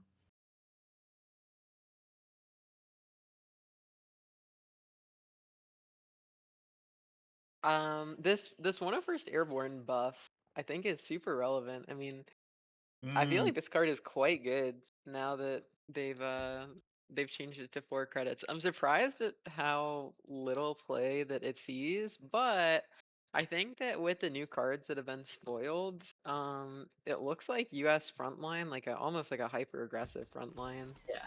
is definitely going to be one of the decks to look at, and I think that we could definitely see a lot more of this card very, very soon. I mean, I certainly have always valued it, and I think its stock is definitely going up. I'm not gonna lie, I've Stonks. been cooking some US main lists, and I will inevitably go back to trying to play US France line because I just do it every expansion. Um, but no, this 101st at 4 credits is really strong. I guess you can take the roll to see if we can get the Yeah, Hygamoth away. Just I get rid would of the reach. target the Thunderbolt. Yeah, Yep, that makes give sense. yourself the best possible chance. And that pesky 106th with its continuous levels of frustration. The other thing is that if you don't hit the Tiger, I mean, whether or not you hit the Tiger Moth, that Thunderbolt is taking a point of damage, which means Yep. that your ambush becomes live. No, it doesn't actually, because it has shock. Yeah, the shock is gonna. The shock Unfortunately, overrides that it. shock keyword's gonna kick in again. Although I do think actually nowadays that shock ambush interaction can sometimes be so key to keep an eye on. Hmm. It's certainly shock did change the landscape for ambush Yeah. units. Yep. I kind of I'm starting to like La Pluma's position more and more as he's been able to just keep stable long enough. And he still has access to some draw with For Freedom, which remains one of my favorite sheer value cards in the entire game. Um, Yeah, it's always surprising because I feel like I never ever see it on ladder, and when I say never ever, I mean never ever. yeah, And then whenever we go to tournament, people always play it yeah. because it just cements boards. It makes it so that even if your opponent could draw the out, now it's not the out anymore. Yeah, I mean, for me, it's almost the first card into any US main deck. It really just is. But I mean, I'm an old-fashioned guy. I like my old-fashioned simple value tools. One cost, +1/+1, draw one. I mean, you don't get more simple and clean. Yeah, no, that card for freedom is is solidly nowadays in the category that I would call busted. Yeah. Definitely in the busted category now. Definitely wasn't when it was at 2 credits. No, Which is at 2 funny credits, because it felt so awkward to me at 2 credits. nowadays we have Sullivan's, and Sullivan's is great, although being only a slight upgrade, but we also have a lot more payoff for Yeah. just targeting effects in general with buffs. Yeah, I was going to say buffs does absolutely alter the landscape for any targeted buff effect completely. Um, so gonna have to re-establish Tiger Cat. I like the moxie of this. I think it just says, all right, come on, do something, or I'm gonna start clearing you down. Yeah, I think that pretty much sums it up. It's like you've been all right, you made your wall, but where's your gun? Yeah, Like it's like that's great, but we're where's in a your war, wall you need a condition? gun. Yeah. You can build a wall all you want, but at some point you're gonna need a gun. Yeah. At some point, you actually need to come out here and win the game. Although 4-8 Thunderbolt, not nothing. That is a lot of stats. Oh, for sure. For sure. And hitting both on the Tiger Cat there is very, very relevant. Huge. Um, I like the push up as well. That 3-1 may look tremendously fragile, but if you don't do something with it, it's 3 points of damage to HQ, and Yeah, you forces can't- or if I wouldn't say forces necessarily, but heavily encourages 2 credits to be spent on that 106. Yep, it Or really you does. can, yeah, or it forces the 106 to be sent to the back line, but then Yeah. you still have some in the front line. Yeah, either way looks good. It does just again. It's one of those little things that sometimes you might not think of if you're watching this, looking to pick up tips. One of them is never underestimate the value of even the most fragile unit, just for how much it can fracture your opponent's way of playing. Direct hit now has to be used on it. Now that may seem like okay, well, all right, it was just a direct hit, but that's one less direct hit to deal with any buffs that come flying at you. Mm-hmm. Mm-hmm. Um, No, it's always relevant. It's always relevant. Oh, and and Hachi, there's the gun. There yeah, is. Hachiman did find the gun. Just a touch. Hachiman now in a position whereby kind of can build to the perfect moment, I think, because Mhm. that's gonna loom large. Yeah, what's that literary thing where like if Chekhov's gun, Yeah, Chekhov's gun. If it Chekhov's shows gun. up in the first act, it'll be used by the final act, and Yep. I have a feeling, I have a feeling that big three is Chekhov's gun. By the final act, we will see it be Yeah, used. I suspect so. I love a literary reference too. It's always a pleasure to be Oh casting yeah. with you. I've got so much stat. And this is the thing about this deck. Even if it's not the most offensive stats, it just puts numbers everywhere. Yeah, and this is why I like 2 copies of it, right? I mean, like, Yeah. it's hard to play 2 copies. Don't get me wrong. It is hard to play 2 copies, especially if you're not playing the ramp. But I really like the 2 copies of War Machine. It makes it a lot more Yeah. realistic. Um, and that card is very, very strong. That card is currently in my own little tiny category of bordering on busted. Although nowadays I can't say too much about that publicly for many reasons, but is definitely very very good. It's definitely very, very good. I will agree with you on that. I'm just being diplomatic. But this is such a tough board to answer. I mean, look at the defensive stats on this board.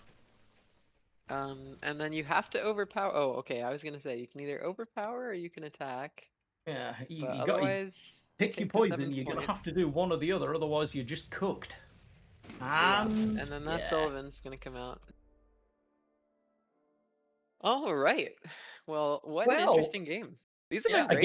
again, I've been enjoying them. These have been I, great. I'm completely. I don't know about everyone watching. I hope you guys are enjoying this in the same way that we are. But I've been completely enthralled by these matches. Like they have been just little kind of nip and tuck moments and carefully chosen plays and analyzing what isn't in both your and your opponent's deck. This is everything that got me addicted to card gaming when I was in my late teens. This is what Heck drove yeah. me to fall into the deal. And we are going to see. So we are seeing. We're seeing US again. From La Pluma bringing out the US, and we have. It looks like this. I can't make out my This HQs. is such an awkward hand for Hachiman. You're gonna have to Yeah, functionally full mulligan, and then La yeah, Pluma has like basically all the counterplay. You have yeah. direct hit, 106, Calliope, Calliope, Yeah. Pathfinders. I mean, like, You are sitting there going, oh, if I could have, yeah, if I could have hand-picked my opening hand against this matchup, this would be close. it would be close. It certainly would be close. Maybe throw in like a we can do it. Yeah. Which speaking of throwing in we can do it, I see a card in that hand that can create we can do it. So Yes, just a touch. He has got one. It's just a little bit slower. Yeah, I mean this is almost a god hand to start out with in this matchup. You get the chance to play it very well. I say every time I see that Colt pistol, it's just like it is a beautiful board prop. it is. I'm still more partial to the Luftwaffe watch, if I had to say so myself, but No, I can't disagree definitely with enjoy you. the Peacekeeper. After being the luckiest human being on the planet during the lottery earlier this week, when I spent my spare diamonds, and on my second draw getting the Luftwaffe watch, it Oh, is look it at is you. it is gracing my board in every game I play. Look at you. I mean, certainly you have to. I'd feel bad not doing it, but yeah, I just randomly logged on, had some spare diamonds, thought, hey, I'll have a couple of spins. So there it is, My kids. You can get the Luftwaffe watch, and my it is last diamond purchase, my last spare diamond purchase was actually that Morse code tapper that Luplum was using. I really enjoy it's it. very cool. I like that I can just like practice my Morse code in the corner while I'm waiting on my opponent to do stuff. This part of me wants to say, why am I not surprised that in your case it's practicing your Morse code? It does not shock me somehow that you know Morse. It's a useful thing to know, to be fair. This is a very interesting opening because Hashiman is just climbing the mountain. That's exactly what I was gonna say. I'm like, this is unbelievable that Hachiman is in any way in this game right now. And yet he's just doing it. He is climbing that mountain, and with an all gold deck, no less. We see that glittering HQ. We're not afraid to have a little bit of a flex nowadays.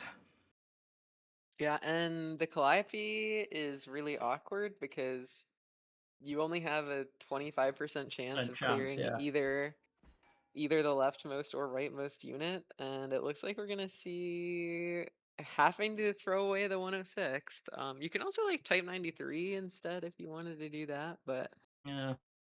Sullivan's just more credit efficient if you're planning on Calliope. Oh, the We Pathfinders! I didn't forget even the see the Pathfinders. The Pathfinders. Pathfinders is going to be a thing here because that two Yes, the points of Pathfinders is damage is relevant. huge.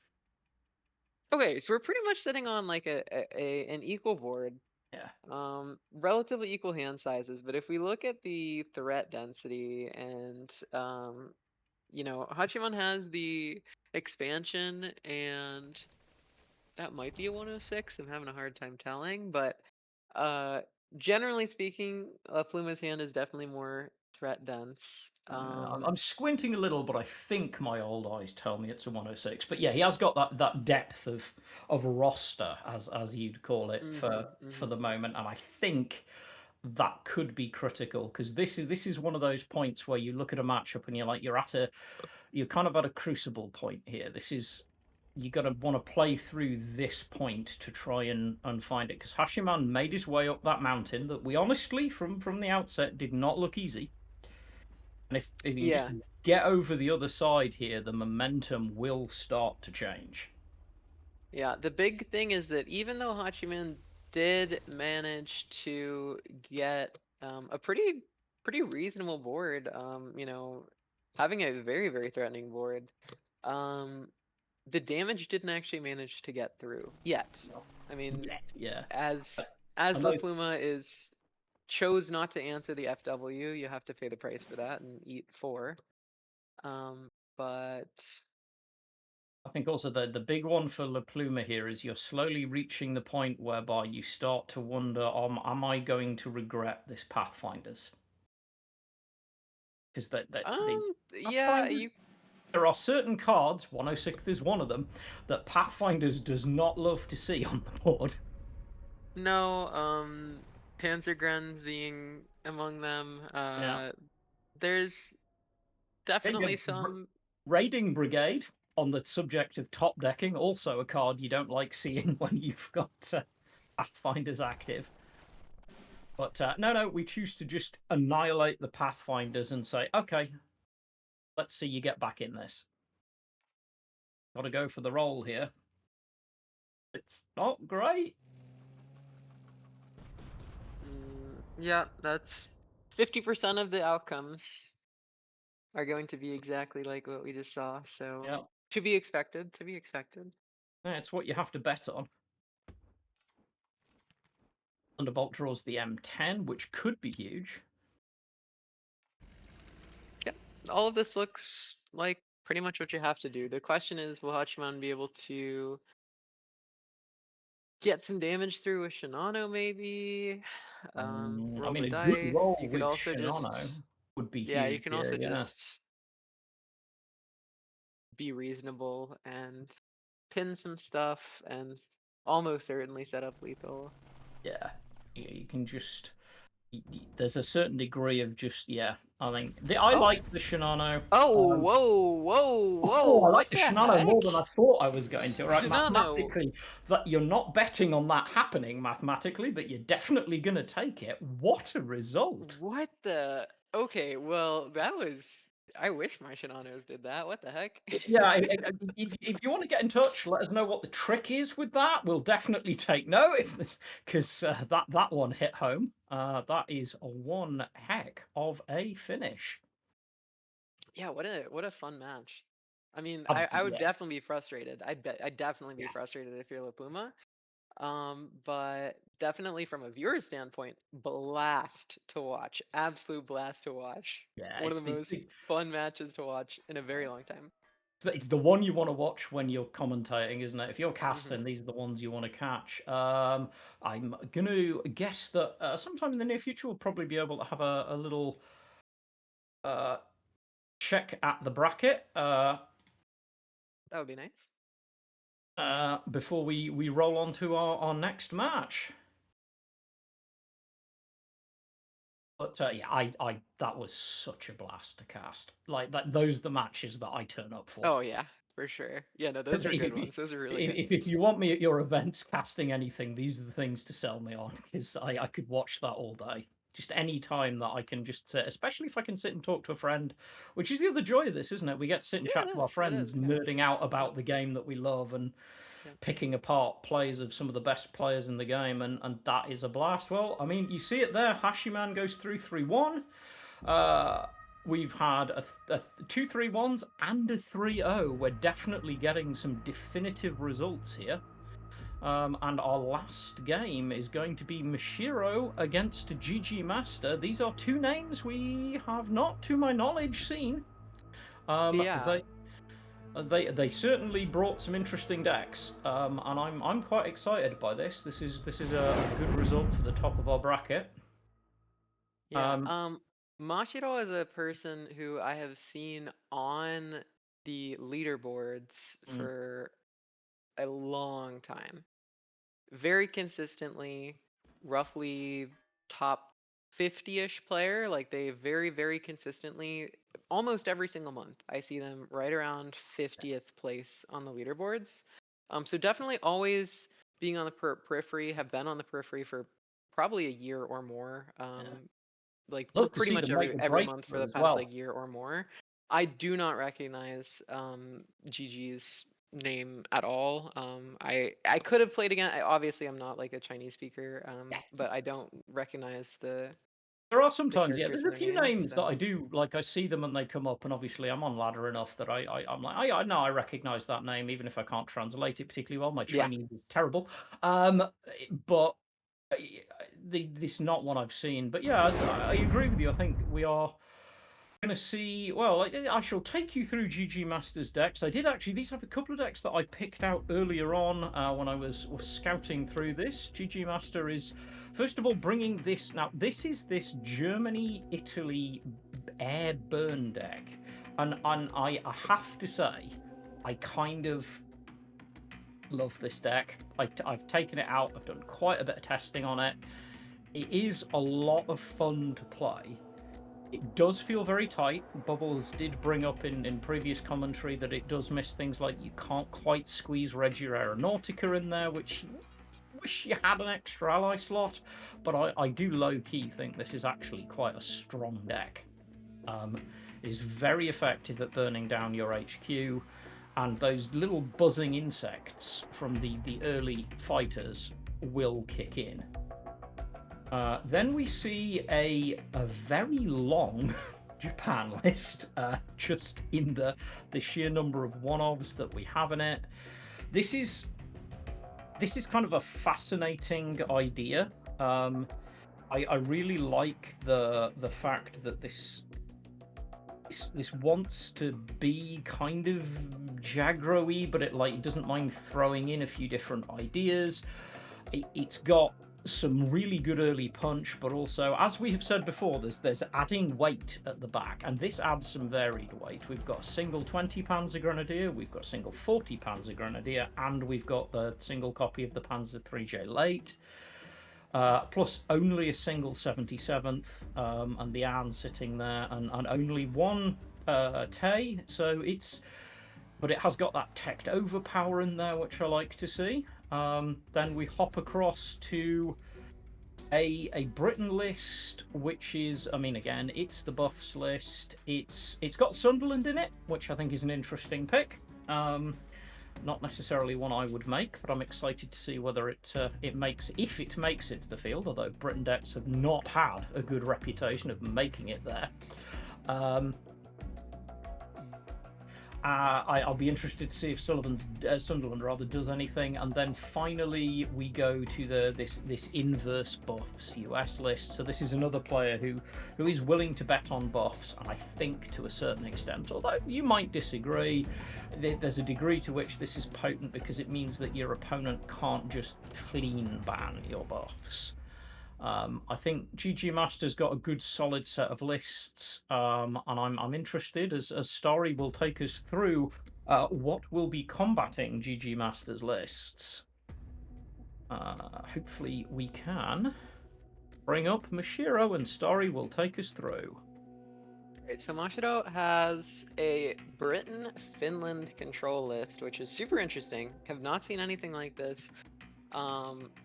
In a very long time, if ever. I mean, definitely on ladder, but not at a competitive level in a very, very long time. We see the Finnish boys, but I think they're kind of just acting as a guard here because I don't see any Molotov cocktails. I don't see any of the 5 costs. Oh, prolonged siege. I don't see any of the 5 cost. Draw a couple cards, discard them later. So I think it's just a 2/7 guard for 3. I think the regardless. big thing is also it's a great target for HMS Formidable or Chain Home. True. Next up we have a US Britain buffs list, which is pretty similar to the ones that we've been seeing. Looks to win through Big 3 plus Yorktown and present early pressure with buffs. Then we got a Germany-Italy burn list, very similar to the other ones that we've seen. In fact, I think this is pretty much card for card, the same as the other ones that we've seen. Only playing 1 copy of Route, so you got to be careful against that buffs list, but of course you are playing the suppressions. You have other answers. You do have other answers. And then lastly, you have the Japan-Germany aggro list, although as we've seen, people are less aggressive with it. going for Henschels, Ites, Panzergrens, all sorts of that stuff. This list in particular is playing the Bounce Panzergrenadier, if I'm reading that correctly, the I 40th believe so, Panzergrenadier. yes. So yeah, interesting. There's definitely some funny stuff that you can do with that in really any deck, and you can recycle some deployment effects. So you can also use it for removal if you need. So yeah, curious to see how 100%. that functions. Definitely can be But forgiven as well for the Panzer Grenadier confusion is becoming real. They are just everywhere. There are. I was hanging out on someone's stream and threw together an entirely Panzer Grenadier list by going into Classic. It is possible to build a list that contains nothing but Panzer Grenadiers to play against them on oh, that's stream. funny. That's hysterical. It was terrible, by the way. Just if you are, Oh, I'm sure. yeah, I'm sure. it's a very, Especially for very bad Classic. list, but it was fun. All right. Well, curious to see what bands they are going to Indeed. have Let's for see what us. it is. ABB. Always ban Barrett's, and that's interesting that the Finland. Yeah, the that Finland Brit control Fin is. control ban is really interesting to me. I honestly would not have called that. Obviously, would have called the buffs ban. Oh yeah, for sure, for sure. But the Britfin control getting banned, that's a bit of a shock. I mean, obviously these guys know what they're doing and they're gonna have a reason for it. But I'm surprised. For sure, yeah. That's not what I would have banned. Put it that way. But then again, as we mentioned earlier, neither of us made the top 8. That's why No. we're here casting. My competitive days are long behind me, but it's again, I think this has the potential to be another really interesting match. We've been blessed, honestly, today. We've had like a 2-minute match, which was crazy earlier on. That was bonkers. We've had the last set, which was super thinky. We've had a good variety of decks.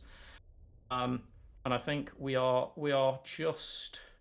This is what tournaments, I think, for me are about. Just seeing the interactions, the bans, and seeing a diversity of strategy, which I think has been nice to see in this tournament. This has felt a lot more broad. Yeah, well, obviously requiring 4 decks is going to give you diversity, but in the same way, knowing what your opponent has in their deck allows you to play things a lot differently. It allows you to like play some silver bullets and just prepare for certain matchups and then have a lot more freedom elsewhere. Whereas if you're playing a ladder deck, you kind of just have to guess at what they're going to have, and sometimes you guess wrong. And so because of that, it favors strategies that are looking to do the same thing in every matchup. Because you don't have to guess. There is no guesswork if you're just gonna like hit your opponent down with aggro. There is no guesswork if your plan is just to play a bunch of resistances. Like regardless of whether you're playing against aggro or control, you're just gonna play the resistances. So strategies like that where there's just like a very clear game plan are obviously favored on ladder. But in tournament you get to see a bit more diversity because if you know that a matchup is coming, you can just prepare a couple card slots for it, and otherwise have a lot of freedom with your deck, especially if those slots that you pick are like hard counters to it. Indeed, yeah. It's certainly what you want to see. At the moment, we're just waiting on the screen. Obviously, we see that the picks here are to see the Germany and Japan deck. So Mashiro bringing out his Germany deck, and we have. So there we go. And we are going to see that go up against this Japan deck. So, as I said, these early fighters are not to be forgotten in this list. This list, of course, is just it does look very it's just a burn list, but those fighters can accelerate that burn very rapidly. Yeah, and so GG Master has really 2 choices. One, you can go for some burn, or go for some, sorry, I should say go for some early damage. Go for some early damage over GG Master, or you can start trading out with your opponent's things and avoid the later crossfire. Yeah. But if you do that, then you're giving up the early damage, which means that if your opponent is threatening you with some late game burn, then you might not be able to counter push No. to kind of prevent it, right? So Good sized um, Mackie. That's what you want to see. It's not super colossal, but 4/4 at this point in the game is a solid yeah, stat it's line. definitely dying this turn. There's Yeah, literally no doubt about it that. is But yes, just I gone. do agree with you. It's, he's just done. We are not letting that sit. Not when we know how much burn our opponent runs. That would be a terrible idea. And And I think this we're is, just gonna see a crossfire into attack with the Fiat. yeah, it would not shock me. Just keep that pressure up, frustrate your opponent. Because the other thing that this deck I have noticed when I was testing it, this burn deck, this air burn deck can do is it is so frustrating for your opponent. Because you can just Yeah. pull a board clear, ping a little bit of damage to HQ, and you're like, oh, I only took 2 damage to HQ, but I took 2 damage to HQ, and oh, how much burn is he running? And oh no, then there's an RN roamer, and you're like, I really wish I hadn't taken that 2 damage to HQ. Yeah. I have not played around a lot with Japan, Germany, aggro lately. However, within the past month, I've played a lot. I've played a lot of this Germany-Italy list. And this matchup is unbelievably dependent on who goes Hmm. first.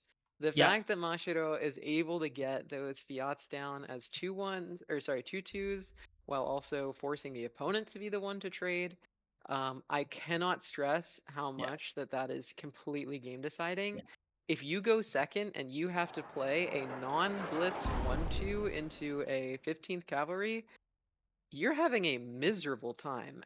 yeah. Absolutely miserable. So I cannot stress enough that this game would look so different if Yeah, I mean, GG I've Master had went this first. matchup both sides. As in playing against Japan aggro on the play and on the draw, and it is night and day. It's one of the few matchups in cards that hyper accelerates that first turn advantage. Hmm. That Yeah, RN Roma it's is looking so tempting right now just for the flex threat. on one hand, I would say I think it's frustrating when there are matchups that are completely just like decided by who goes first. Like I would be lying if I said that who goes first does not have a significant impact on who's winning here. However, at the same time, that is a huge weakness of the Germany Italian deck. But it looks like today that weakness is going to go unpunished. Yeah, I don't think we're So, going to see that weakness be too much of a problem today. I mean, he does only have 2 cards. I'm drawing 1. Schutzen, however, is I cannot emphasize how massive this 7 Schutzen is. It is very hard to really emphasize how much that 3 points of burn matters, because there is not a good answer for GG Master right now. This has the fear of inevitability unless you can get off an absolutely fearful amount of damage, or your opponent just can't draw what they need. well, it That is looking like that's possible. I mean, you go FW into no 5, 6, 7, 8. Surely it's you push the shuts and drop the. Is that 20? Is that 20 Panzer Grenadier? Is that the? Oh no, it's not 20 Panzer. I was having a moment. It's like if that's 20 Panzer Grenadier, it's over, but it's not. mm-mm. Um, Yeah, it is a Yag bomber, and I think what we're gonna see is the little FW into the trading off with the 3-2 with the Schutzen, and then playing Hipper on the plane. yeah, I think it's the smart play. You So just Mashiro has a lot of outs here. yeah. There's a lot of ways to get 2 damage. There's a lot of ways to draw into 2 damage with Enigma. I was going to say Um, this now that you is have the production, you can play Bismarck next turn. Like there's all sorts of outs, but Mashiro actually does have to draw them. So we'll see what yeah. So happens. he's going to have to rely on this Arado to pull some. Oh, Ooh. feels bad. Interesting. So wait, that's so close because I think Yeah, I think the Type 93 into the Henschel is actually enough to close out the game, and I don't know that there's a way to prevent yeah. it. I don't think that there is. Oh, certainly not after the Shinano. No, I mean obviously you pull Shinano and we're just at that. You could that And wasn't going to that's get much closer. yeah, well, I will say that that I didn't expect that outcome. I did not Nope, expect that not me outcome. either. I I'm obviously not rooting for either player. However, I am kind of glad that the crazy Germany high roll didn't end up being like too powerful to overcome. So I think that could be like a frustrating outcome. But No, absolutely. It would have been really, really hard to take as a player as well if you get that outcome. I yeah, think there's a yeah. certain extent of. I fear I am going to have to leave you for my medical Okay. reasons. So I will leave you in Starry and the team's capable hands. All right. So it looks like Mashiro has a fairly aggressive start again, which is going to be important into these buffs. If we have turn 1 FW into turn 2 Maki against the buffs, that definitely gives opportunities to take them out as long as the buffs don't get any sort of four freedoms or Sullivans. So really hoping if you're Mashiro that your opponent doesn't manage to pull off the Sullivans. And it looks like they must have top decked the Fiat or maybe mulliganed into the Fiat because they didn't have that at the start. Going for the attacking the HQ over taking out those buffs is a very greedy play. Very greedy play. Oh, but hitting the route. Hitting the route is huge. Yeah, absolutely. A lot coming together here. Hello everyone. Just jumping in here to lend a little bit of a voice. Yeah, I mean that is the route top deck of the century. Although I will say, if GG Masters doesn't hit a Sullivan's, then or a Four Freedom or something like that, then maybe it doesn't actually matter all that much. But Yeah, and the very limited hand size of Mashiro already kind of coming to a front here.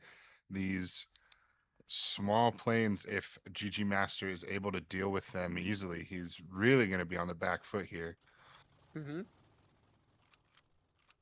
Yeah, and I'm kind of surprised to see because we saw earlier that GG Master was going for a lot of, or like going for the face attack over the bus attack, so it looked like they were going to try and play very hyper aggressively.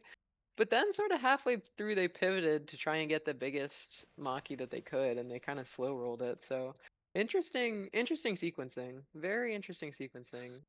Yeah, You can the air set up the cover. crossfire here, but they do have the they finally did draw that Sullivan's, that key Sullivan's. They also have the Seahawk, which absolutely nullifies the crossfire as well. Yeah, and you wonder if they're going to try to get that out sort of as soon as possible now that we are certainly in crossfire range with a very easy board to set up here for that crossfire. But the 5/5 Maki sort of a thorn in the Exactly. side, not a good Exactly. way to do anything about what has become sort of a fatty boomalatti, Mm-hmm. messing him up.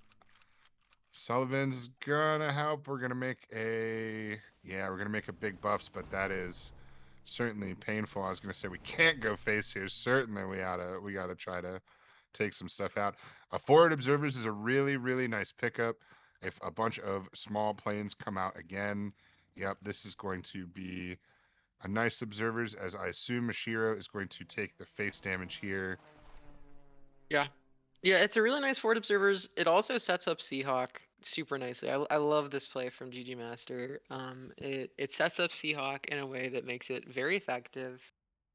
Obviously you're super happy to see the forward observers, but you didn't have that information when you were deciding that. So Yeah, and he can't play it fast enough. He also is going to have that full front line of Brewsters available to him relatively soon as well, which is going to give him a lot of trading options. But at some point, Mash just needs some That draws here. that looks like it's gonna be the game because there's no way for you to get your HQ or sorry your hand size down low enough that the Kriegsmarine isn't gonna be lethal. Yeah, So absolutely. And it's going to be a perfect turn 7 curve Kriegsmarine. You can subtract 1 damage from it, but I got a couple extra damages, so not not really worried about that. And we'll see Mashiro clean that up nicely, tie this set at 1-1, and the momentum starting to perhaps build for Mashiro. We'll have to see what decks they pivot to now.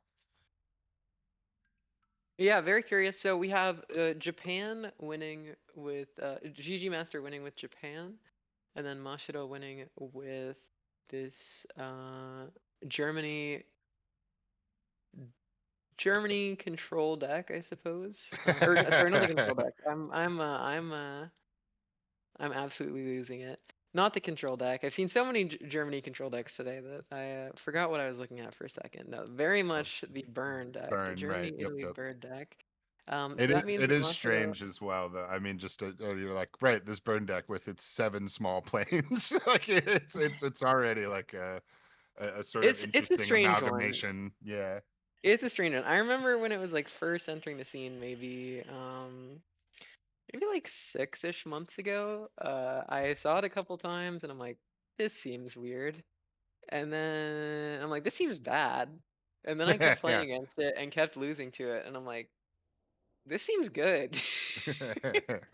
And then I played it into top 100. I didn't stay in top 100, but it definitely was good. It is a solid deck. So Yeah, it's very surprising how much damage it really can put out, and sort of its staying power as well.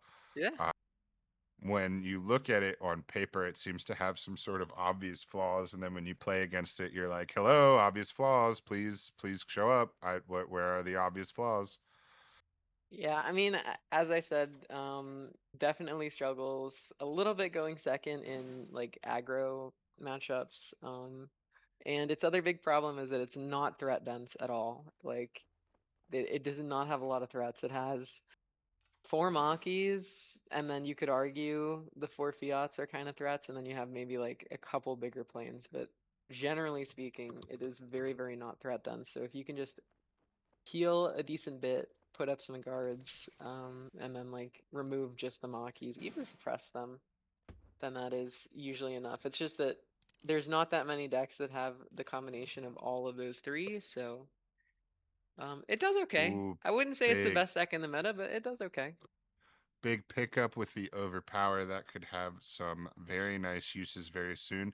Even thinking about just popping it right now, because Frontier Force can be such a thorn in the side, especially with Jagro, right? As you are putting multiple units in the front line, them having a 2/6 with Fury is the perfect body for trades. You don't need a lot of damage to kill Jagger units generally, so the high health total is very nice, and obviously being able to swing twice. But instead here we are thinking about, let's say, like a more normalized turn here, considering the options. Yep, we're just going to go with another 106, start to get this damage down. GG Master with no turn 1 or turn 2 against Jagro. Normally you'd be sweating that pretty hard, but really not in a bad position here.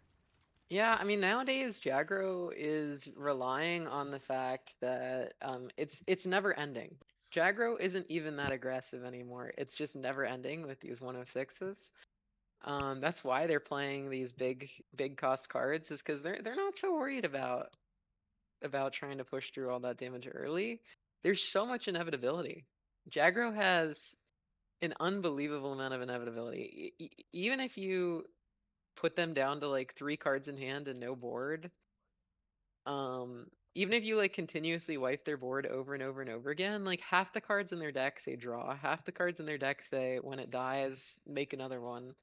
Right. It's like when we got rid of Feigned It's Retreat, we just tacked on yeah, a exactly. small Feigned That's a Retreat very good way to put it, onto the actually. bottom of every card.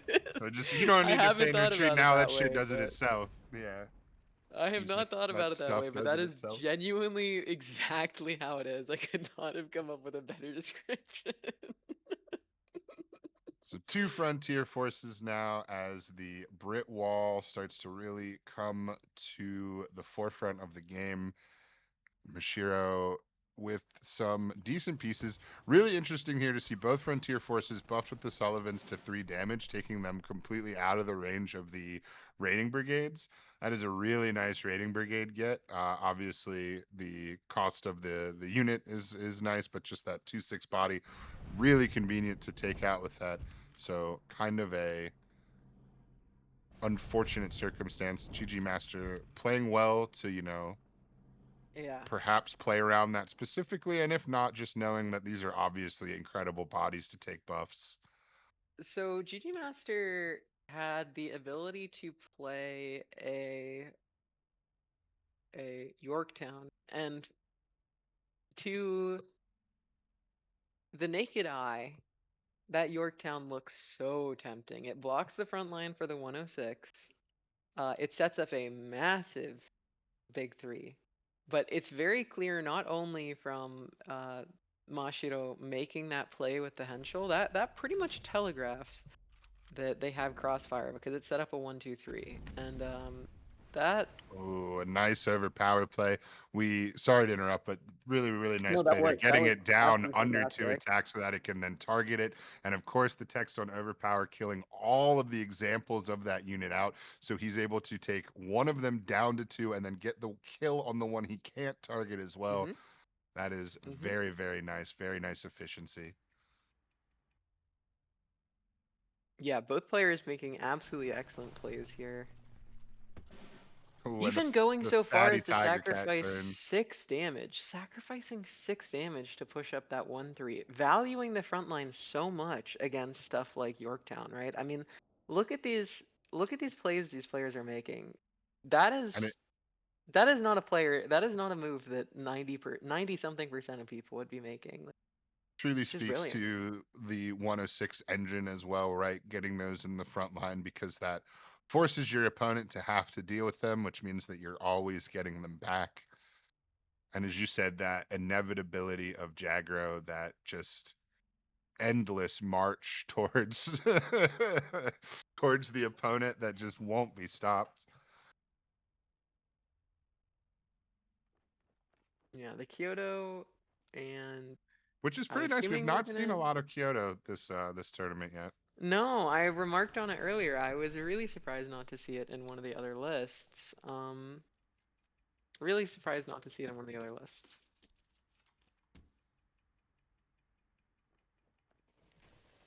And that second unit in the front line is very important, but I was going to say we'd still, perhaps not. Thought maybe we'd see the board line clear directly into Yorktown, get all these little planes out. But at some point, the 6 damage from the big Henschel needs to be traded out. That is Mhm. certainly the biggest threat and causing quite a lot of consternation for GG Master. A really nice way to answer the Seahawk. That raiding brigade seems like it was just kept specifically for Seahawk. There were so many opportunities to like use it this game, and yet they kept it just for Seahawk. And that has to be the end of this game. A great play, a great shenano. Getting that 1 damage on the heavy armor unit is a really nice clean kill. Throwing some extra stuff into face here. It is going to be super tough for GG Master. And I do wonder the line that I very briefly saw that I was thinking about where they could have used their 2 units in the back line to clear the 2 units in the front line and then gone right into Yorktown and build that wall. Of course, they would have taken 6 out of 10 damage from the Henschel, but it would have built up that roadblock, maybe given them enough time. However, it was dire straits either way. Uh, Jagro's inevitable march towards doom, as we've Yeah. said, really, really hard to do anything about. So we'll have to see where this set moves from here, especially with this being an always banned Brit set, buffs going out, meaning that both Jagger decks are probably the best decks, and we see them win pretty Hmm. handedly. Yeah, I mean, I have been so impressed with both of these players' play. Neither of them, to my knowledge, have been in the top 8 of a major tournament before. Um, they clearly deserve to be here. Like, oh my gosh, the cleanliness of their play is astounding, making such heads-up plays. Super, super impressive. Yeah, you can definitely see the hours and the veterancy in their moves. And now we're going to get the US reverse buffs mirror, which is going to be pretty interesting.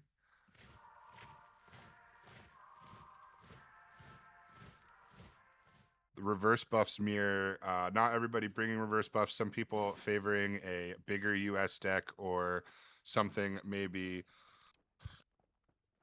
that is relying on the big three, but not necessarily taking all of the buffs units. But these players both going for this more aggressive approach. Hmm. Yeah, I like this play from GG Master. Was considering just getting the 1 damage in on the HQ, but I think you really want to be able to take the front line on your next turn, if at all possible. Just to play around stuff like a future Yorktown, potentially. Um, the 3-drop air cover. Ooh, Seahawk silence the other Seahawk, or suppress rather the other Seahawk is going to be a big play as well. The advantage that Mashiro thought they might have had there completely flip-flopped in an instant. Yep.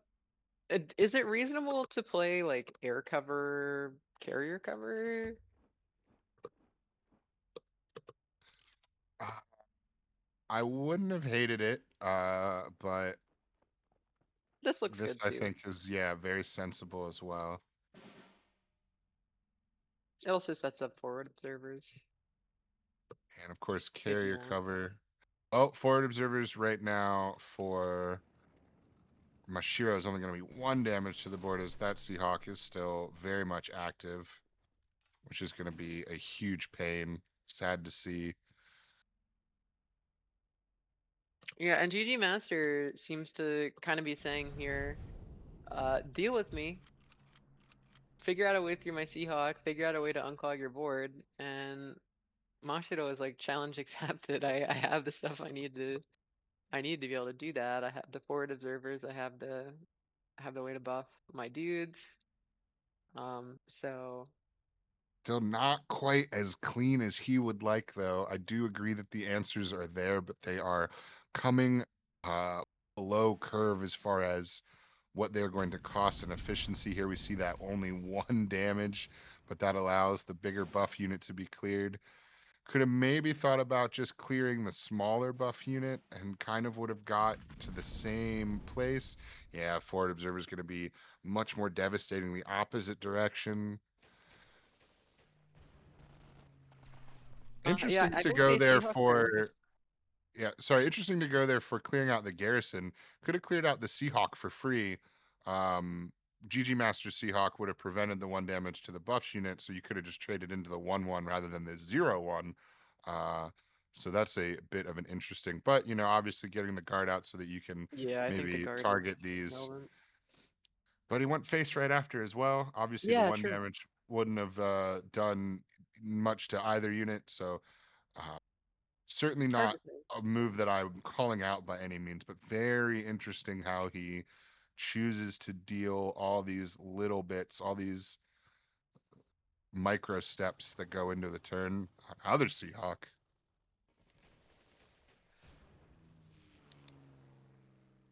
And a big air cover, just able to expand the board control in a way of actual like control of a battlefield, right? Like just being able to take that other front line. Yeah, and instead of the strat bombing, it looks like GG Master's first gonna try and kill the Seahawk, maybe even establish a little bit more solid front line before going for it. I like the strat bombing in the other direction to kill the. Would be an incredible strat bomb for Mashiro, but that Seahawk is doing so much work and he's unable to take care of the Seahawk and then still afford the strat bomb. So Yep. it's not going to be as glowing of a turn. We're just going to go with more air cover. We're going to expand sort of our region and our dominance here and set it up next turn. And it's really And funny look at how that. even the hands are mimicking each other here. But when you have room to put 5 more units down than your opponent, that's going to be a big deal. One of the thickest boards we've seen in a long time.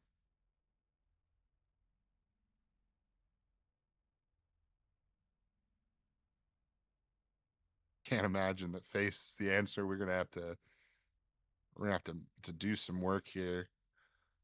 Certainly want to swing Tiger Cat first. Seahawk is probably dying this turn or certainly on your opponent's turn. So let's get some attacks out first. Yeah, I'm. Save our little bits of damage before we lose it.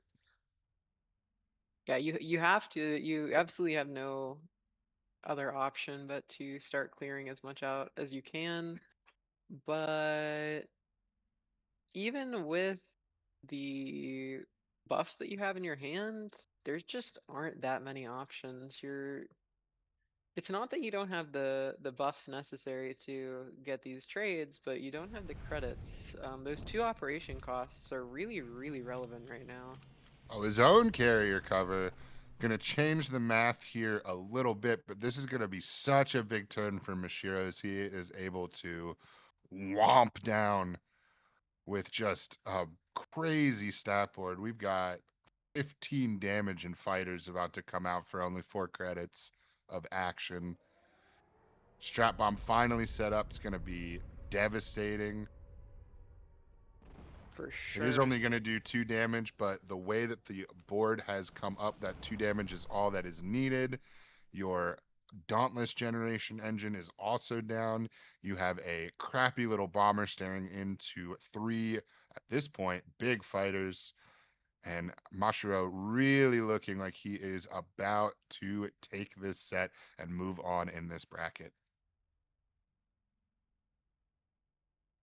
Yeah, I mean, GG Master would need. I don't know. I'm trying to think if there's anything. It certainly doesn't feel like it. Nothing's instantly coming to mind. I guess, yeah, double forward observers, but I think GG Master already It's used just one. I believe, yeah, that they spent one as well, trying to go wide here with the planes so that we can get our own carrier cover off and maybe be able to do something here. But Mashiro has been extremely skilled, and I imagine is going to prioritize. Nope, no trades, going full face. I think that really has no wrong answers at this point. And that's almost a detriment, that free Brewster taking up that slot where maybe the Coronado might have gone to get some free buffs, although the Strike Force could have done the same thing. But yeah, either way, there's just not going to be enough here. This is already set up. They're not going to be able to take enough stats off of Mashiro's board, and they're going to just scoop. Mashiro is going to move on to our top 4 tomorrow. Really, really impressive set. That does not surprise me from the plays they were making. They were making some very, very, very excellent plays. And that isn't to put down GG Master. GG Master is playing it very tight, very clean. But it does not surprise me that Mashiro managed to pull that one out. Yeah, some truly excellent play on both sides. And just, I mean, at some point, you're looking at a mirror match of near identical decks. I mean, sometimes they had like almost near identical hands with both players holding, like, I've got my strat bomb, you've got yours. I'm holding like two buffs, you're holding yours. I'm holding a way to generate 2 to 5 planes, you're holding yours. And, whoever once was on the draw, was certainly a big factor there as well. Yeah, So, Machiro did have the play, which is a good point. I'm very excited, however, for tomorrow, and there's some really interesting matchups that are taking place, right? That are going to take place that have been generated here. Let's take a look at the bracket real fast, get us ready for tomorrow. And we see Mashiro and Hachiman moving on, Taboo and Sai. So we certainly have some names that we are very familiar with moving on to the second round. Do you have any predictions for what we might see tomorrow? Well, I think that Hachiman has quickly cemented himself as a really solid player, an extraordinary player, given that he's only been playing for less than a year. But Mashiro, from the play that I saw today, it's definitely anybody's game. And then Sai and Taboo, I mean, those are two of the most consistent players over the past 2 years. I mean, this Final Four does not surprise me at all, and it's really anybody's game. Yeah, at this point, a matchup between Taboo and Sai seems like a mainstay. Seems almost like an undercard battle that's going to be on every fight, and we'll see one of them advance to another finals as well, as both of them had really nice 2025s. And not to overstate, this is the first tournament of 2026, right? So a new calendar year, sort of a new season for cards, or a new year, right? So not to say that it's sorry, I confused myself. Now we have a winter tournament, right? So I don't want to say a new season, but like a new calendar year with a whole new set of 4 more tournaments leading up to another big world championship. So really nice to start your 2026 off with some momentum in an early tournament. Yeah, if anything, I'm kind of just disappointed that I can't see all four of these players in the finals because I think they all are definitely skilled enough to get there and deserving of it. But curious to see how this first tournament of 2026 is going to shake out, and definitely look forward to seeing our final showdown tomorrow. Tune in at the same time, and you'll see all of our lovely faces again, and hopefully some really high quality play. I mean, we saw excellent play today, and I can't wait to see more tomorrow. Yeah, absolutely. Definitely looking forward to it. And that wraps it up for today. 4 big matches done, but we've got 4 even bigger matches for you tomorrow. Please join us again tomorrow, bright and early, if you're here in my hemisphere, maybe a little later if you are in one of the others. But we will see you tomorrow for our top 4.